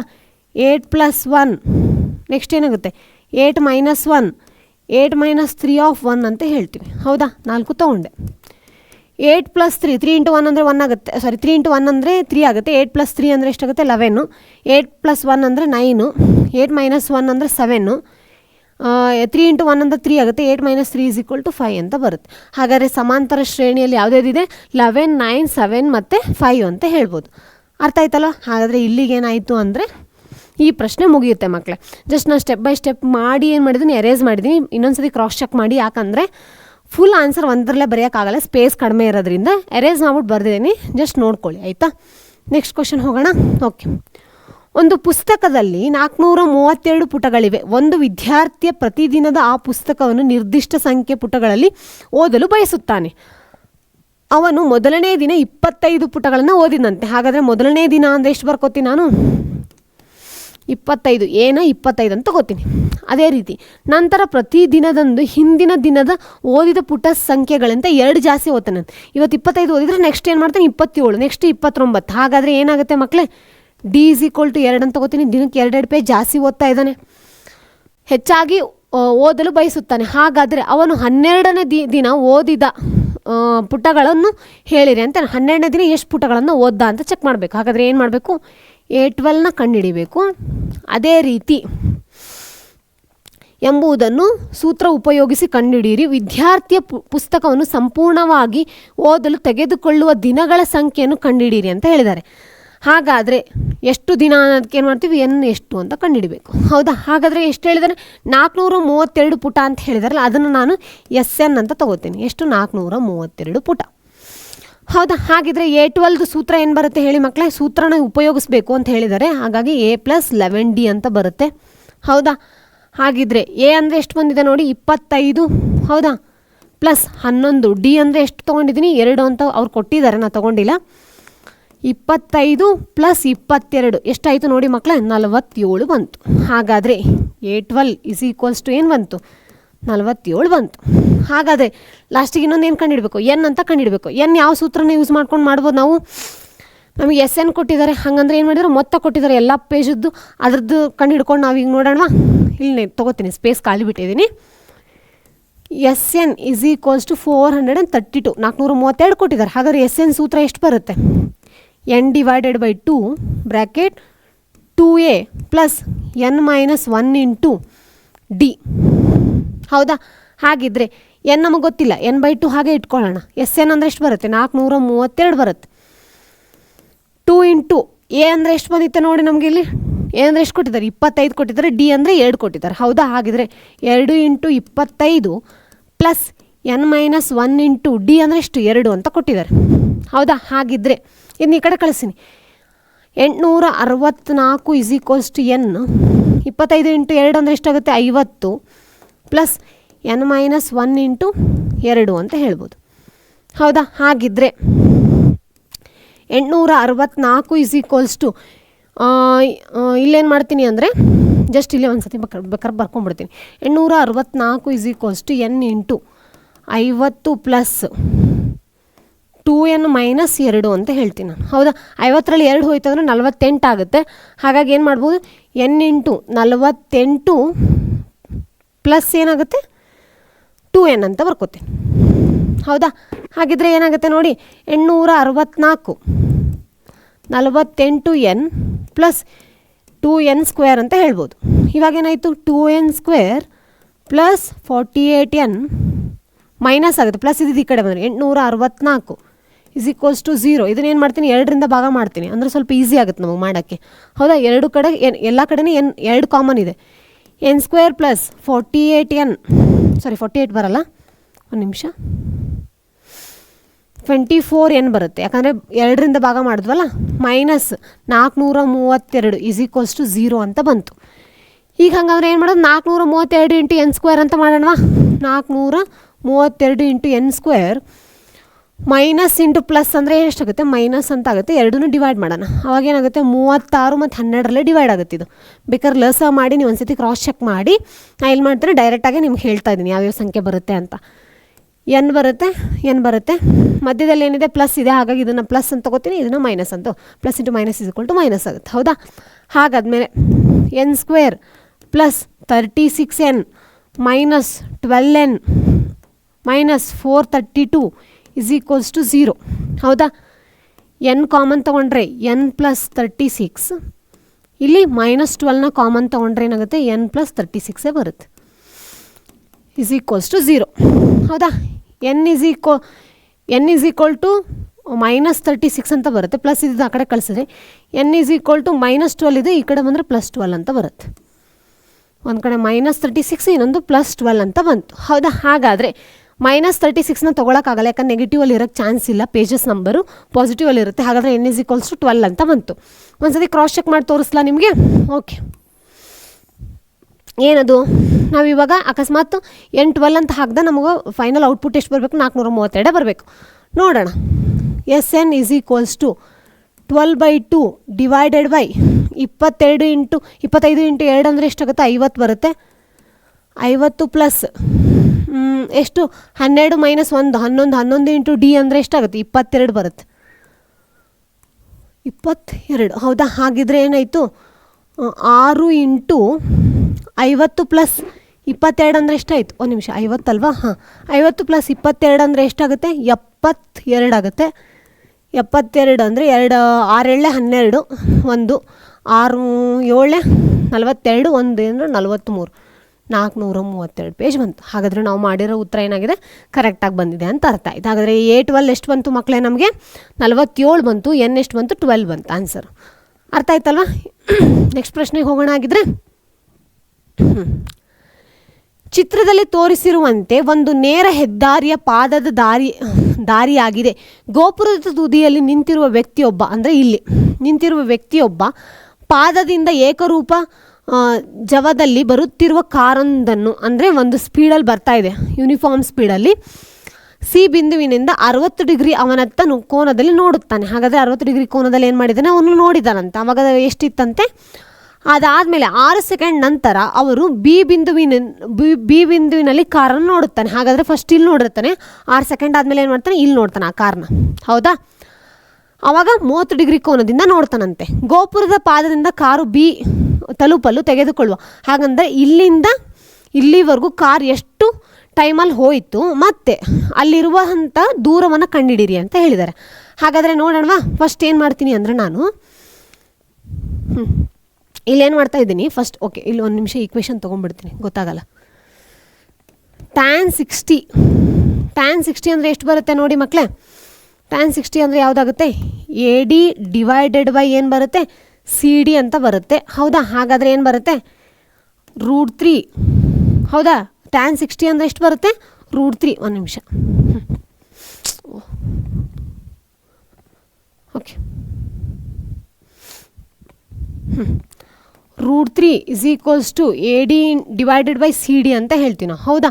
ಹಾಗಾದರೆ AD √3 ಆಫ್ CD ಅಂತ ಹೇಳಿದೆ. ಹೌದಾ? ಇನ್ನು ಈಕ್ವೇಷನ್ ನಂಬರ್ 1 ಅಂತ ತೊಗೋತೀನಿ. ಅದೇ ರೀತಿ ಈ ಕಡೆ ಏನು ಮಾಡ್ತೀನಿ, ಟ್ಯಾನ್ 30 ಅಂತ ತೊಗೋತೀನಿ ನಾನು. ಟ್ಯಾನ್ 30 = AD ಡಿವೈಡೆಡ್ ಬೈ ಏನಾಗುತ್ತೆ, BD ಅಂತ ತೊಗೋತೀನ. ಇಲ್ಲೇನಾಗುತ್ತೆ, 1/√3 = AD ಡಿವೈಡೆಡ್ ಬೈ BD ಅಂತ ಆಗುತ್ತೆ. ಏನಾಯಿತು, BD √3 ಟೈಮ್ಸ್ ಆಫ್ AD ಅಂತ ಆಯಿತು. ಹೌದಾ? ಇದನ್ನು ಈಕ್ವೇಷನ್ ನಂಬರ್ 1, 2 ಅಂತ ತೊಗೋತೀನಿ. ಇವಾಗ ನೋಡ ನೆಕ್ಸ್ಟ್ ಪೇಜಿಗೆ ಹೋಗೋಣ. ಏನದು ಫಸ್ಟ್ ಈಕ್ವೇಷನ್ ಏನು ಬಂದಿತ್ತು ನಮಗೆ, AD √3 ಟೈಮ್ಸ್ ಆಫ್ CD. ಹೌದಾ? ಅದೇ ರೀತಿ BD √3 ಟೈಮ್ಸ್ ಆಫ್ AD ಅಂತ ಕೊಟ್ಟಿದ್ರು. ಹಾಗಾದರೆ AD ವ್ಯಾಲ್ಯೂ ಎಷ್ಟಿದೆ ಇಲ್ಲಿ, √3 ಟೈಮ್ಸ್ ಆಫ್ CD ಅಂತಿದೆ, ಅದನ್ನು ಬರ್ಕೋತೀನಿ ನಾನು. √3 × √3 ಆಫ್ CD ಅಂತ ತೊಗೊಂಡೆ. ಹಾಗಾದರೆ ಏನಾಯಿತು, 3 ಟೈಮ್ಸ್ ಆಫ್ CD ಅಂತ ಬಂತು. ಹೌದಾ? ಹಾಗಾದರೆ BD ಏನಂತ ನೋಡೋಣ ಒಂದ್ಸತಿ ನಾವು. ಇಲ್ಲಿ ನೋಡಿ, BD ಅಂದರೆ ಏನಾಗುತ್ತೆ, BC + CD ಅಂತ ತೊಗೋತೀವಿ. ಹೌದಾ? ಇಲ್ಲಿ ನೋಡಿ, B to D ಅಂದರೆ ಏನಾಗುತ್ತೆ, BC + CD. ಅದನ್ನು ಬರ್ಕೊಳ್ಳೋಣ. ಏನದು, BC + CD = 3 times of CD ಅಂತ ಹೇಳ್ತೀವಿ. BC CD ನ ಈ ಕಡೆ ಕಳಿಸಿದ್ರೆ ಮೈನಸ್ ಆಗುತ್ತೆ, ಆವಾಗ 2 ಟೈಮ್ಸ್ ಆಫ್ CD ಅಂತ ಆಯಿತು. ಹೌದಲ್ವಾ? ಹಾಗಾದರೆ ಏನಾಯ್ತು, ಇಲ್ಲಿಗೆ BC ಸಿಕ್ತು, BC ಇದು ಮಾಡ್ತು. ನಮಗೆ ಬೇಕಾಗಿರೋದೇನು, ಟೈಮ್ ಅಂತ ಹೇಳಿದ್ದಾರೆ. ಫಸ್ಟು ಏನಾಯಿತು, ಒಂದು ನಿಮಿಷ ಮಕ್ಕಳೇ. ಇಲ್ಲಿ ನೋಡಿ, ಇಲ್ಲಿಂದ ಇಲ್ಲಿಗೆ B to C ಇಂದ ಬರುವಂಥ ಟೈಮ್ ನಮ್ಗೆ ಆಲ್ರೆಡಿ ಗೊತ್ತಿದೆ. ಹಾಗಾದರೆ ಇಲ್ಲಿರುವಂಥ ಯೂನಿಫಾರ್ಮ್ ಸ್ಪೀಡ್ ಅಂದರೆ ಏನದು, ಅವನತಿಯ ಏನದು ಏಕರೂಪ ಜವದಲ್ಲಿ ಅಂತ ಹೇಳಿದ್ದಾರೆ. ಏಕರೂಪ ಜವ ಅಂದರೆ ಎಲ್ಲ ಕಡೆನೂ ಸೇಮ್ ಆಗಿರುತ್ತಲ್ವಾ. ಹಾಗಾದರೆ ಇಲ್ಲಿ ಸ್ಪೀಡ್ ಕಂಡುಹಿಡಿದ್ರೆ ನಮಗೆ ಇಲ್ಲಿ ಸ್ಪೀಡ್ ಕೂಡ ಗೊತ್ತಾಗುತ್ತೆ, ಇಲ್ಲಿ ಟೈಮ್ನ ಕಂಡುಹಿಡಿಬೋದು. ಆಮೇಲೆ ಏನು ಮಾಡೋದು, ಇದನ್ನು ಪ್ಲಸ್ ಇದನ್ನು ಮಾಡಿದ್ರೆ ಟೋಟಲ್ ನಾವು ಏನು ಮಾಡ್ಬೋದು, ಸ್ಪೀಡ್ನ ಕಂಡುಹಿಡ್ಕೋಬೋದು. ಹೌದಾ? ಹಾಗಿದ್ರೆ ನಾನು ಏನು ಮಾಡ್ತೀನಿ ಅಂದರೆ ಫಸ್ಟು ಟೈಮ್ನ ಕಂಡುಹಿಡಿತೀನಿ.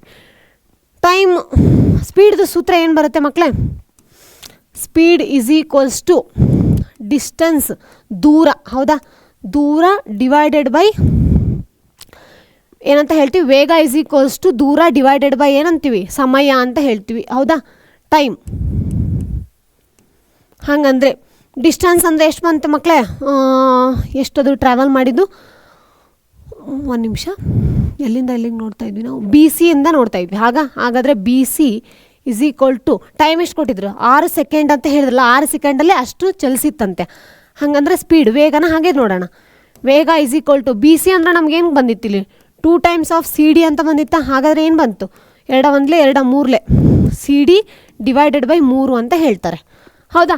ಹಾಗಂದ ಮೇಲೆ ಸ್ಪೀಡ್ ಗೊತ್ತಾಯ್ತು. ಇವಾಗ ನಮ್ಗೆ ಇನ್ನೇನು ಮಾಡಬೇಕು, ಆ ಕಡೆ ಇರುವಂಥ ಇದನ್ನು ಕಂಡುಹಿಡಿಬೇಕು. ಸೇಮ್ ಸಮಯ ಟೈಮ್ ಯಾವುದ್ರದ್ದು, CD ಇದು ಕಂಡುಹಿಡಿತೀವಲ್ಲ, ಅಲ್ಲೇನಾಗುತ್ತೆ, ಡಿಸ್ಟೆನ್ಸ್ ಬೈ ಅಂದರೆ ದೂರ ಡಿವೈಡೆಡ್ ಬೈ ವೇಗ ಅಂತ ಹೇಳ್ತೀವಿ ನಾವು. ಬೇಕಾದರೆ ಕನ್ನಡದಲ್ಲೇ ಬರೀತೀನಿ, ನಿಮ್ಗೆ ಅರ್ಥ ಆಗಲ್ಲ ಅಂದರೆ ದೂರ.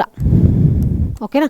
ದೂರ ಡಿವೈಡೆಡ್ ಬೈ ವೇಗ ಅಂತ ಹೇಳ್ತೀವಿ. ದೂರ ಎಷ್ಟಿತ್ತು ಮಕ್ಕಳೇ, CD ಅಂತ ಇತ್ತು. ಯಾವುದು ಅಂತ ತೋರಿಸ್ತೀನಿ ಬೇಕಿದ್ರೆ. ನಾ ಇವಾಗ ಇದ್ರ ಟೈಮ್ ಕಂಡುಹಿಡಿತಾ ಇದ್ದೀನಿ, ಇಲ್ಲಿಂದ ಇಲ್ಲಿಗೆ ಎಷ್ಟು ಟ್ರಾವೆಲ್ ಆಗಿದೆ, ಎಷ್ಟು ಟೈಮ್ ತೊಗೊಂಡಿದೆ ಅಂತ. ಆಯಿತಾ? ಹಾಗಾದರೆ CD ಡಿವೈಡೆಡ್ ಬೈ ವೇಗ ಅಂದರೆ ನಮ್ಗೆ ಎಷ್ಟು ಬಂದಿತ್ತು, CD ಡಿವೈಡೆಡ್ ಬೈ 3 ಅಂತ ಬಂದಿತ್ತ ಸ್ಪೀಡು. ಅದನ್ನೇ ಬರ್ಕೋತೀನಿ, CD divided by 3. CD cancel ಆಗುತ್ತೆ, ಎಷ್ಟು ಬಂತು, 3 ಸೆಕೆಂಡ್ಸ್ ಅಂತ ಬರುತ್ತೆ. ಹೌದಾ? ಹಾಗಾದರೆ ಇಲ್ಲಿಂದ ಇಲ್ಲಿಗೆ ಹೋಗೋಕ್ಕೆ ಏನು ಮಾಡಿದ್ದಾರೆ, 3 ಸೆಕೆಂಡ್ಸ್ ತೊಗೊಂಡಿದ್ದಾರೆ. ಇಲ್ಲಿಂದ ಇಲ್ಲಿಗೆ ಹೋಗೋಕ್ಕೆ ಅವರೇ ಹೇಳಿದ್ದಾರೆ 6 ಸೆಕೆಂಡ್ಸ್ ತೊಗೊಂಡಿದ್ದಾರೆ. ಹಾಗಾದರೆ ಟೋಟಲ್ ಇಲ್ಲಿಂದ ಇಲ್ಲಿಗೆ ಹೋಗೋಕ್ಕೆ ಎಷ್ಟಾಯಿತು, 3 + 6 ಎಷ್ಟಾಯಿತು, 9 ಸೆಕೆಂಡ್ಸ್ ಆಯಿತು. ಹಾಗಾದರೆ ಟೋಟಲ್ ಟೈಮ್ ಎಷ್ಟಾಯಿತು, ಟೈಮ್ = 6 + 3 ಅಂದರೆ ಎಷ್ಟಾಯಿತು, 9 ಸೆಕೆಂಡ್ಸ್ ಅಂತ ಹೇಳ್ಬೋದು. ಅರ್ಥ ಆಯ್ತಲ್ವಾ? ಸೇಮ್ ಅದೇ ರೀತಿ ಇವಾಗ ಏನು ಮಾಡಬೇಕು ಅಂದರೆ ನಾವು ಇದು ಬಿ ಡಿ ಇದು ಅಥವಾ ಡಿ ಬಿ ಇಲ್ಲೇನಿದೆಲ್ಲ ಇದ್ರದ್ದು ದೂರ ಅಥವಾ ಏನು ಮಾಡಬೇಕು ಅಂದರೆ ಅಳತೆಯನ್ನು ಕಂಡುಹಿಡಿಬೇಕಂತ. ಹಾಗಾದರೆ ಅದನ್ನು ನೋಡೋಣ. D B is equals to ಏನು ಬಂದೆ ನೋಡಿಲಿ, 3 ಟೈಮ್ಸ್ ಆಫ್ ಸಿ ಡಿ ಅಂತನಾದರೂ ತೊಗೋಬೋದು, ಇಲ್ಲಾಂದರೆ √3 ಎ ಡಿ ಅಂತನಾದರೂ ತೊಗೋಬೋದು. ಹೌದಾ? ಯಾವ ರಿಲೇಷನ್ ತೊಗೊಳ್ಳೋಣ ನಾವು ಇಲ್ಲಿ ಅಂದರೆ ಎ ಡಿ ತೊಗೋತೀನಿ. ಯಾಕೆ ಅಂತ ಹೇಳ್ತೀನಿ ನಾನು. ನೋಡಿ ಇಲ್ಲಿ ಅವರೇ ಹೇಳಿದ್ದಾರೆ ಏನು ಅಂದರೆ, ಒಂದು ನಿಮಿಷ ಎಲ್ಲಿ ಕೊಟ್ಟಿದ್ದಾರೆ ಮಕ್ಕಳು ಅದನ್ನು, ಪಾದದಿಂದ ಕಾರನ್ನು ಬಿ ಕುಂದಲ್ಲಿ ತೆಗೆದುಕೊಳ್ಳಲಾಗಿದೆ, ತುದಿ ಮತ್ತು ಎ ಬಿಂದು.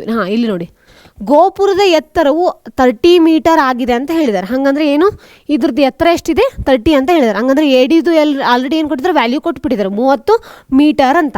ಹಾಗಾಗಿ ನಾನು ಏನು ಮಾಡ್ತೀನಿ, ಡೈರೆಕ್ಟಾಗಿ ಹಾಕ್ತೀನಿ ಇಲ್ಲಿ ಸೂತ್ರದಲ್ಲಿ, ಅಂದರೆ ಈಕ್ವೇಷನಲ್ಲಿ. B D is equal to √3 A D ಅಂದರೆ ಎಷ್ಟು, 30 ಮೀಟರ್ ಕೊಟ್ಟಿದ್ದಾರೆ. ಹಾಗಾದರೆ ಉತ್ತರ ಎಷ್ಟು ಬಂತು, 30 √3 ಮೀಟರ್ ಬಿ ಡಿದು ಟೋಟಲ್ ಉದ್ದ. ಹೌದಲ್ವಾ ಮಕ್ಕಳೇ? ನೋಡಿ ಎಷ್ಟು ಈಸಿ ಆಗಿದೆಯಲ್ಲ. ನಿಮಗೆ ಕಾನ್ಸೆಪ್ಟ್ ಅರ್ಥ ಆಯಿತು ಅಂದರೆ ಈಸಿಯಾಗಿ ಪಟ ಅಂತ ಅರ್ಥ ಆಗುತ್ತೆ. ನೀವು ಪ್ರತಿ ಸತಿ ಕೇಳ್ತಾರಲ್ಲ ಯಾವ ಥರದ ಅಪ್ಲೈಡ್ ಇದೇ ಅಪ್ಲೈಡ್, ಡೈರೆಕ್ಟಾಗಿ ಕ್ವಶನ್ ಕೇಳಿರಲ್ಲ, ಸ್ವಲ್ಪ ಟ್ವಿಸ್ಟ್ ಮಾಡಿ ಕೇಳಿರ್ತಾರೆ. ಇದೇ ಕ್ವಶನ್ ನೀವು ಅಪ್ಲೈಡ್ ಅಂತ ಅನ್ಕೋತೀರ. ಆಯಿತಾ? ಇದು ಈ ಥರ ಕಾನ್ಸೆಪ್ಟ್ ಅರ್ಥ ಆಯಿತು ಅಂದರೆ ನಿಮ್ಗೆ ಅದನ್ನು ತುಂಬ ಕನ್ಫ್ಯೂಷನ್ ಮಾಡ್ಕೊಳ್ಳೋ ನೆಸೆಸಿಟಿನೇ ಇರಲ್ಲ. ಓಕೆನಾ? ನೆಕ್ಸ್ಟ್ ಪ್ರಶ್ನೆಗೆ ಹೋಗೋಣ. ಏನದು, ಚಿತ್ರದಲ್ಲಿ ತೋರಿಸಿರುವಂತೆ ಒಂದು ಘನ ಸಿಲಿಂಡರ್ನ ಪಾದದ ತ್ರಿಜ್ಯಕ್ಕೆ ಸಮಾನವಾಗಿ ತ್ರಿಜ್ಯಗಳಿರುವ 2 ಘನಶಂಕುಗಳನ್ನು ಅದರಿಂದ ಕೊರೆದು ಹೊರ ತೆಗೆಯಲಾಗಿದೆ. ಹೌದಾ? ಶಂಕುಗಳ ಘನಫಲದ ಅನುಪಾತವು 2:1 ಆಗಿದೆ. ಸಿಲಿಂಡರ್ನ ವ್ಯಾಸ ಮತ್ತು ಎತ್ತರದ ಕ್ರಮವಾಗಿ 6 ಸೆಂಟಿಮೀಟರ್ ಮತ್ತು 21 ಸೆಂಟಿಮೀಟರ್ ಆಗಿದೆ. ಹಾಗಂದರೆ ಬರ್ಕೊಂಬಿಡ್ತೀನಿ ನಾನು. ಏನದು, ಸಿಲಿಂಡ್ರದ್ದು ಎಷ್ಟು ಬಂದಿದೆ ಅಂತ ಹೈಟು, ಒಂದು ನಿಮಿಷ, 21 ಸೆಂಟಿಮೀಟರ್. ಹೌದಾ? ಹಾಗಾದರೆ ಇಲ್ಲೇನಿದೆ, ಕ್ರಮವಾಗಿ ಇದ್ರದ್ದು ವಿಡ್ತ್ ಎಷ್ಟಿದೆ ಅಂತೆ, 6 ಸೆಂಟಿಮೀಟರ್ ಆಗಿದೆ ಅಂತೆ. ಹಾಗಿದ್ರೆ ಗಣಫಲಗಳನ್ನು ಸಿಲಿಂಡರ್ನ ಶಂಕುವಿಂದ ಹೊರತೆಗೆದಾಗ ಉಳಿದ ಭಾಗವನ್ನು ಕಂಡುಹಿಡಿಯಿರಿ ಅಂತ ಹೇಳಿದ್ದಾನೆ. ಎಷ್ಟು ಈಸಿ ನೋಡೋಣ ಮಕ್ಕಳೇ. ಫಸ್ಟ್ ಏನು ಮಾಡ್ತೀನಿ ಅಂದರೆ ತ್ರಿಜ್ಯ ಕಂಡುಹಿಡಿಯೋಣ. 2 ಕೋನದ ತ್ರಿಜ್ಯ ತೊಗೊಳ್ಳೋಣ. ಫಸ್ಟ್ ನಾನು ಏನು ಮಾಡ್ತೀನಿ, ದೊಡ್ಡ ಕೋನದನ್ನ R1 ಅಂತ ತೊಗೋತೀನಿ. ಅದೆಷ್ಟು ಬರುತ್ತೆ ಹೇಳಿ, ಇದು ಟೋಟಲ್ 6 ಇದೆ ಅಂದರೆ ಅರ್ಧ ಅರ್ಧ ಎಷ್ಟಿರುತ್ತೆ, 3 ಸೆಂಟಿಮೀಟರ್ ಇರುತ್ತೆ. ಹೌದಾ? ಸೇಮ್ ಈ ಕಡೆನೇ ಅಷ್ಟೇ. ಸಣ್ಣ ಕೋನ ಮತ್ತು ದೊಡ್ಡ ಕೋನ 2 ಸಿಲಿಂಡರ್ದ ಬಾಹು ಏನು ಸಣ್ಣದಾಗಿ ಏನಿಲ್ಲ, ಸಮವಾಗಿದೆ. ಹಾಗಾದರೆ ಸಣ್ಣ ಕೋನ ತ್ರಿಜ್ಯ ಕೂಡ ಎಷ್ಟಾಗಿರುತ್ತೆ, 3 ಸೆಂಟಿಮೀಟರ್ ಆಗಿರುತ್ತೆ. ಹಾಗಾದರೆ ಹೈಟ್ ಎಷ್ಟಿರುತ್ತೆ ಮಕ್ಕಳೇ, ಇಲ್ಲಿ ಟೋಟಲ್ ಉದ್ದ ಎಷ್ಟು ಬಂದಿದೆ, 21 ಬಂದಿದೆ. ದೊಡ್ಡ ಕೋನದ್ದು ಇಲ್ಲಿ ಮುಗಿದ್ರೆ ಸಣ್ಣ ಕೋನ ಇಲ್ಲಿಂದ ಇಲ್ಲಿಗಿದೆ. ಹಾಗಾದರೆ ಇದನ್ನು ನಾನು ದೊಡ್ಡ ಕೋನದ ಹೈಟ್ನ H1 ಅಂತ ತೊಗೊಂಡ್ರೆ, ಸಣ್ಣ ಕೋನದ್ದು ಏನು ಮಾಡ್ತೀನಿ, 21 - H1 ಅಂತ ತೊಗೋತೀನಿ. ಹೌದಾ? ಹಾಗಾದರೆ 2 ಸಿಕ್ತು ನಮಗಿಲ್ಲಿ. ನೆಕ್ಸ್ಟ್ ಏನು ಮಾಡ್ತೀನಿ ನಾನು ಅಂದರೆ, ಇಲ್ಲಿ ನೋಡಿ, ನಿಮ್ಗೆ ಸೂತ್ರ ಗೊತ್ತು, ಏನದು ಯಾವುದ್ರ ಸೂತ್ರ ಅಂತ ಹೇಳ್ತೀನಿ. ಫಸ್ಟ್ ಅವರೇ ಹೇಳ್ಬಿಟ್ಟಿದ್ದಾರೆ. ಇಲ್ಲಿ ನೋಡಿ, ಯಾವುದು, ಶಂಕುಗಳ ಗಣಫಲಗಳ ಅಂತ ಹೇಳಿದ್ದಾರೆ. ಗಣಫಲ ಅಂದರೆ ವ್ಯಾಲ್ಯೂಮ್ ಅಂತ ಕರಿತೀವಲ್ವ ನಾವು. ಅದೇನು ಬರುತ್ತೆ, 1/3 πr² H ಅಂತ ಹೇಳ್ತೀವಿ ನಾವು. ಹೌದಾ? ಹಾಗಿದ್ರೆ ಇದನ್ನು ನಾನು ಏನು ಮಾಡ್ತೀನಿ, ದೊಡ್ಡ ಕೋನ ಅಂತ ತೊಗೋತೀನಿ. ಕೋನ 1, ಇದನ್ನು ಕೋನ 2 ಅಂತ ತೊಗೋತೀನಿ. ಒಂದು ನಿಮಿಷ ಮಕ್ಕಳೇ, ಕೋನ 2 ಅಂತ ತೊಗೋತೀನಿ. ಹೌದಾ? ಯಾಕಂದರೆ 2 ಕೂಡ ಅನುಪಾತ ಏನಾಗಿದೆ, 2:1 ಅನುಪಾತದಲ್ಲಿ ಇದೆ. ಹಾಗಾಗಿ ನಾನು ಏನು ಮಾಡ್ತೀನಿ, ಬಾಜುನೇ ತೊಗೋತಾ ಇದ್ದೀನಿ. 1/3 πr² H ಅಂತಲೇ ತೊಗೊಂಡೆ. ಹೌದಾ? ಹಾಗಾದರೆ 1/3 × 22/7 R² ಅಂದರೆ ಎಷ್ಟು ಬರುತ್ತೆ, 9 ಬರುತ್ತೆ. ಯಾಕಂದರೆ 3 ಬಂದಿದೆ. ಹೌದಾ? H ಅಂದರೆ ಏನು ಮಾಡಿದೆ, H1 ಅಂತ ತೊಗೊಂಡಿದೆ. ನಮ್ಗೆ ಏನಂತ ಗೊತ್ತಿಲ್ಲ, ಹಾಗಾಗಿ ನಾನು ಏನು ಮಾಡಿದೆ, H1 ಅಂತ ತೊಗೊಂಡೆ. ಸೇಮ್ 1/3 22/7 ಇಂಟು ಇದ್ರದ್ದು ಏನಾಗಿದೆ ಹೇಳಿ, ತ್ರಿಜ್ಯ 3 ಇದೆ, ಹಂಗಾಗಿ 9 ಆಗುತ್ತೆ. ಇದನ್ನು 21 - H1 ಅಂತ ತೊಗೋತೀವಿ. ಹೌದಾ? ಹಾಗಿದ್ರೆ ಇಲ್ಲೇನಾಯಿತು ನೋಡಿ ಮಕ್ಕಳೇ, 1/3 ಕ್ಯಾನ್ಸಲ್ ಆಯಿತು, ಪೈ ಕ್ಯಾನ್ಸಲ್ ಆಯಿತು, 9 ಕ್ಯಾನ್ಸಲ್ ಆಯಿತು. ಹೌದಾ? ಹಾಗಾದರೆ ಏನಾಯಿತು, ಒಂದು ನಿಮಿಷ, 2 ಟೈಮ್ಸ್ H1 ಅಂತ ತೊಗೋಬೋದಾ? ಯಾಕಂದರೆ ಇದು 2 ಟೈಮ್ಸ್ ಅಂತ ಕೊಟ್ಟಿದ್ದಾರಲ್ವ ಅವರು, 2 ಅನುಪಾತ. ಇಲ್ಲೇನಾಗುತ್ತೆ, ಒಂದೇ ಸತಿ 1 ಇಂಟು ಏನಾಗುತ್ತೆ, 21 - H1 ಅಂತ ತೊಗೋತೀನಿ. ಹೌದಾ? ಹಾಗಾದರೆ 2 ಟೈಮ್ಸ್ ಆಫ್ H1 = 21 - H1 ಅಂತ ತೊಗೊಂಡೆ. ಇದನ್ನು ಈ ಕಡೆ ಕಳ್ಸೋಣ. ಅವಾಗ ಏನಾಗುತ್ತೆ, 3H1 = 21. H1 = 21/3 ಎಷ್ಟಾಗುತ್ತೆ, 7 ಸೆಂಟಿಮೀಟರ್ ಆಯಿತು. ಹಾಗಾದರೆ ದೊಡ್ಡ ಕೋನದ ಉದ್ದ ಎಷ್ಟಾಗಿದೆ ಅಂದರೆ, ಹೈಟ್ ಎಷ್ಟಾಗಿದೆ, 7 ಆಗಿದೆ. ಹಾಗಾದರೆ ಸಣ್ಣ ಕೋನದ್ದು ಎಷ್ಟಾಗಿರುತ್ತೆ ಮಕ್ಕಳೇ? ಅದರಲ್ಲಿ ಅದನ್ನು ಕಳೆದು ಬಿಡೋದು. ಒಂದು ನಿಮಿಷ. ಓಕೆ. ಹಾಗಾದರೆ ಕೋನ H1 ಕೋನ ಒಂದರದ್ದು ಹೈಟ್ ಎಷ್ಟಾಗಿದೆ? 7 ಸೆಂಟಿಮೀಟರ್ ಆಗಿದೆ. ಹಾಗಾದರೆ ಕೋನ 2ರ ಹೈಟ್ ಎಷ್ಟಾಗುತ್ತೆ? ಅದನ್ನು H2 ಅಂತ ತೊಗೋತಾ ಇದ್ದೀನಿ ಇವಾಗ. ಅದು 21 - H1 ಅಂತ ತೊಗೊಂಡಿದ್ದಲ್ಲ, ಅದೇ ಎಷ್ಟಾಗುತ್ತೆ? 21 - 7 ಅಂದಾಗ ಎಷ್ಟು ಬರುತ್ತೆ ನೋಡಿ ಮಕ್ಕಳೇ?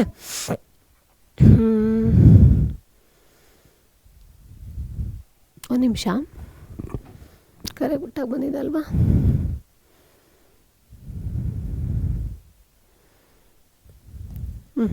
ಓಕೆ.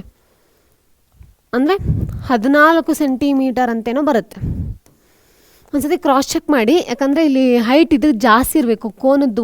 ಒಂದನೇ ಕೋನದ್ದು ಅಕಸ್ಮಾತ್ ಏನಾದರೂ ಒಂಚೂರು ಮಿಸ್ಟೇಕ್ ಆಗಿದ್ರೆ ಬರಲ್ಲ ಮಕ್ಕಳೇ. ಕ್ರಾಸ್ ಚೆಕ್ ಮಾಡಿಬಿಟ್ಟು ನೋಡಿ, ಆಯಿತಾ? ಅದಾದಮೇಲೆ ಇದೇನಾಯಿತು, ವ್ಯಾಲ್ಯೂಮ್ ಬರುತ್ತೆ. ಇದನ್ನು ನಾವೇನು ಮಾಡ್ತೀವಿ ಅಂದರೆ ಎರಡನ್ನೂ, ಕೋನ 1 ಮತ್ತು ಕೋನ 2ರದ್ದು ಏನು ಮಾಡ್ತೀನಿ ಅಂದರೆ ಹೈಟ್ ಹಾಕಿ ಕ್ಯಾಲ್ಕುಲೇಟ್ ಮಾಡಿದಾಗ ನಮಗೇನಾಗುತ್ತೆ ಅಂದರೆ ಘನಫಲ ಸಿಗುತ್ತೆ. ಆ ಘನಫಲನ ಏನು ಮಾಡ್ತೀನಿ ಅಂದರೆ ಯಾವ ಸೂತ್ರದಲ್ಲಿ, ಯಾವುದು ಸೂತ್ರವ್ವಾ? 2πr² ಅಂದರೆ ಸಿಲಿಂಡರ್ ಸೂತ್ರ ಇದೆ ಅಲ್ಲ, 2πr² ಅಂತ ಇದೆಯಲ್ಲ, ಈ ಸೂತ್ರದಲ್ಲಿ ಹಾಕ್ಕೊಂಡು ಏನು ಮಾಡ್ತೀನಿ ಅಂದರೆ, H ಅಂದರೆ ನಿಮ್ಗೆ ಗೊತ್ತು ಆಲ್ರೆಡಿ ಎಷ್ಟದು 21, R ಅಂದರೆ 3, 3 3 9, 27, 2 ಅಂತ ಬರುತ್ತೆ. ಇದರಲ್ಲಿ ಏನು ಮಾಡ್ತೀನಿ ಅಂದರೆ ಈ 2 ಕೋನದಲ್ಲಿ ಪ್ಲಸ್ ಮಾಡಿದಾಗ, ಅಂದರೆ ಘನಫಲದ ಮೊತ್ತ ಏನು ಬರುತ್ತೆ ಅದನ್ನು ಮೈನಸ್ ಮಾಡಿದಾಗ ನಮ್ಗೆ ಏನಾಗುತ್ತೆ ಅಂದರೆ ಉಳಿದ ಘನಫಲದ ಏನಾಗುತ್ತೆ, ಸಾರಾಂಶ ಏನು ಉಳಿದಿರುತ್ತಲ್ಲ ಅದು ಏನಾಗುತ್ತೆ ಅಂದರೆ ನಮಗೆ ಸಿಗುತ್ತೆ. ಓಕೆನಾ? ಇದನ್ನು ಜಸ್ಟ್ ಎಕ್ಸ್ಪ್ಲೇನ್ ಮಾಡಿದ್ದೀನಿ ಮಕ್ಕಳೇ, ನೀವು ಅರ್ಥ ಮಾಡ್ಕೊಂಡಿದ್ದೀರಾ ಅಂತ ಅನ್ಕೋತೀನಿ. ಕರೆಕ್ಟಾಗಿ ಅರ್ಥ ಮಾಡ್ಕೊಳ್ಳಿ, ಏನೂ ಇಲ್ಲ. ಫಸ್ಟ್ ಏನು ಮಾಡಬೇಕು, ಹೈಟ್ನ ಕಂಡುಹಿಡಿಬೇಕು ಅನುಪಾತದ ಮುಖಾಂತರ. ಅದಾದಮೇಲೆ ಏನು ಮಾಡಬೇಕು, ಘನಫಲನ ಕೋನ 1 ಮತ್ತು 2ರಲ್ಲಿ ಹೈಟ್ ಸಿಕ್ಕ ಮೇಲೆ ಅದ್ರದ್ದು ಹಾಕಿ ಅದು ಎರಡನ್ನೂ ಕೂಡಿಸ್ಬೇಕು. ಅದ್ರ ಮೊತ್ತನ ಏನು ಮಾಡಬೇಕು ಅಂದರೆ ಸಿಲಿಂಡರ್ದು ಸೂತ್ರ ಏನಿದೆಲ್ಲ 2πr² ಅಂತ, ಅದರದ್ದು ವ್ಯಾಲ್ಯೂಮ್ನ ಕಂಡಿಡಿದು, ಅಂದರೆ ಘನಫಲನ ಕಂಡಿಡಿದು ಅದರಲ್ಲಿ ಬಂದಿರೋ ಮೊತ್ತನ ಕಳೆದಾಗ ಬರುತ್ತಲ್ಲ ಲಾಸ್ಟ್ ಔಟ್ಪುಟ್, ಅದೇ ಏನಂದರೆ ನಮಗೆ ಬೇಕಾಗಿರುವಂಥ ಲಾಸ್ಟ್ ಆನ್ಸರ್. ಅರ್ಥ ಆಯ್ತಲ್ವ? ಹಾಗಾದರೆ ಓಕೆ, ಇಲ್ಲಿಗೆ ಕ್ವಶನ್ಸ್ ಮುಗೀತು ಅಂತ ಅನ್ಕೋತೀನಿ. ಓಕೆ, ನೆಕ್ಸ್ಟು ನಿಮ್ಗೇನಾದರೂ ಅರ್ಥ ಆಗಿಲ್ಲ ಅಂದರೆ ಇದು ಕಮೆಂಟ್ ಬಾಕ್ಸಲ್ಲಿ ತಿಳಿಸಿ ಮಕ್ಕಳೇ. ನೆಕ್ಸ್ಟ್ ಯಾವ್ದಾದ್ರು ಮಾಡೆಲ್ ಕ್ವಶನ್ ಪೇಪರ್ ಬೇಕಾದ್ರೆ ಹೇಳ್ತೀನಿ. ಇದರಲ್ಲಿ ಒಂದು 2-3 ಕ್ವಶನ್ ಮಿಸ್ ಮಾಡಿದ್ದೀನಿ, ಯಾಕಂದರೆ ತ್ರಿಜ್ಯ ಚಾಪ್ಟರ್ ನಿಮಗೆ ಮಾಡಬೇಕಂತ ಅನ್ಕೋತಾ ಇದ್ದೀನಿ. ಅಲ್ಲಿ ಏನು ಮಾಡ್ತಾ ಇದ್ದೀನಿ ಅಂದರೆ ಅದನ್ನು ಎಕ್ಸ್ಪ್ಲೈನ್ ಮಾಡಬೇಕಂತ ಅನ್ಕೋತಾ ಇದ್ದೀನಿ. ಯಾವುದಂದ್ರೆ ಪ್ರಮೇಯಗಳನ್ನು ಮಿಸ್ ಮಾಡಿದ ಆ ಪ್ರಮೇಯಗಳನ್ನು ಮತ್ತೆ 2 ಲೆಕ್ಕ ನಿಮ್ಗೇನು ಆವಾಗಲೇ ತೋರಿಸಿದ ಆ 2 ಲೆಕ್ಕನ ಅಲ್ಲೇ ಮಾಡ್ತೀನಿ. ಯಾಕಂದರೆ ಕಾನ್ಸೆಪ್ಟ್ ಜೊತೆ ಹೇಳ್ತಾ ಹೋದರೆ ನಿಮಗೂ ಕೂಡ ಈಸಿಯಾಗಿ ಅರ್ಥ ಆಗುತ್ತೆ. ನಾವು ಒಂದೇ ರೀಸನ್ಗೆ ಏನು ಮಾಡಿಲ್ಲ, ಇಲ್ಲಿ ಹಾಕಿಲ್ಲ. ಅರ್ಥ ಆಯ್ತಲ್ವಾ? ಹಾಗಾದರೆ ಮತ್ತೆ ನೆಕ್ಸ್ಟ್ ಕ್ಲಾಸಲ್ಲಿ ಸಿಗೋಣ ಮಕ್ಕಳೇ. Okay, bye, thank you.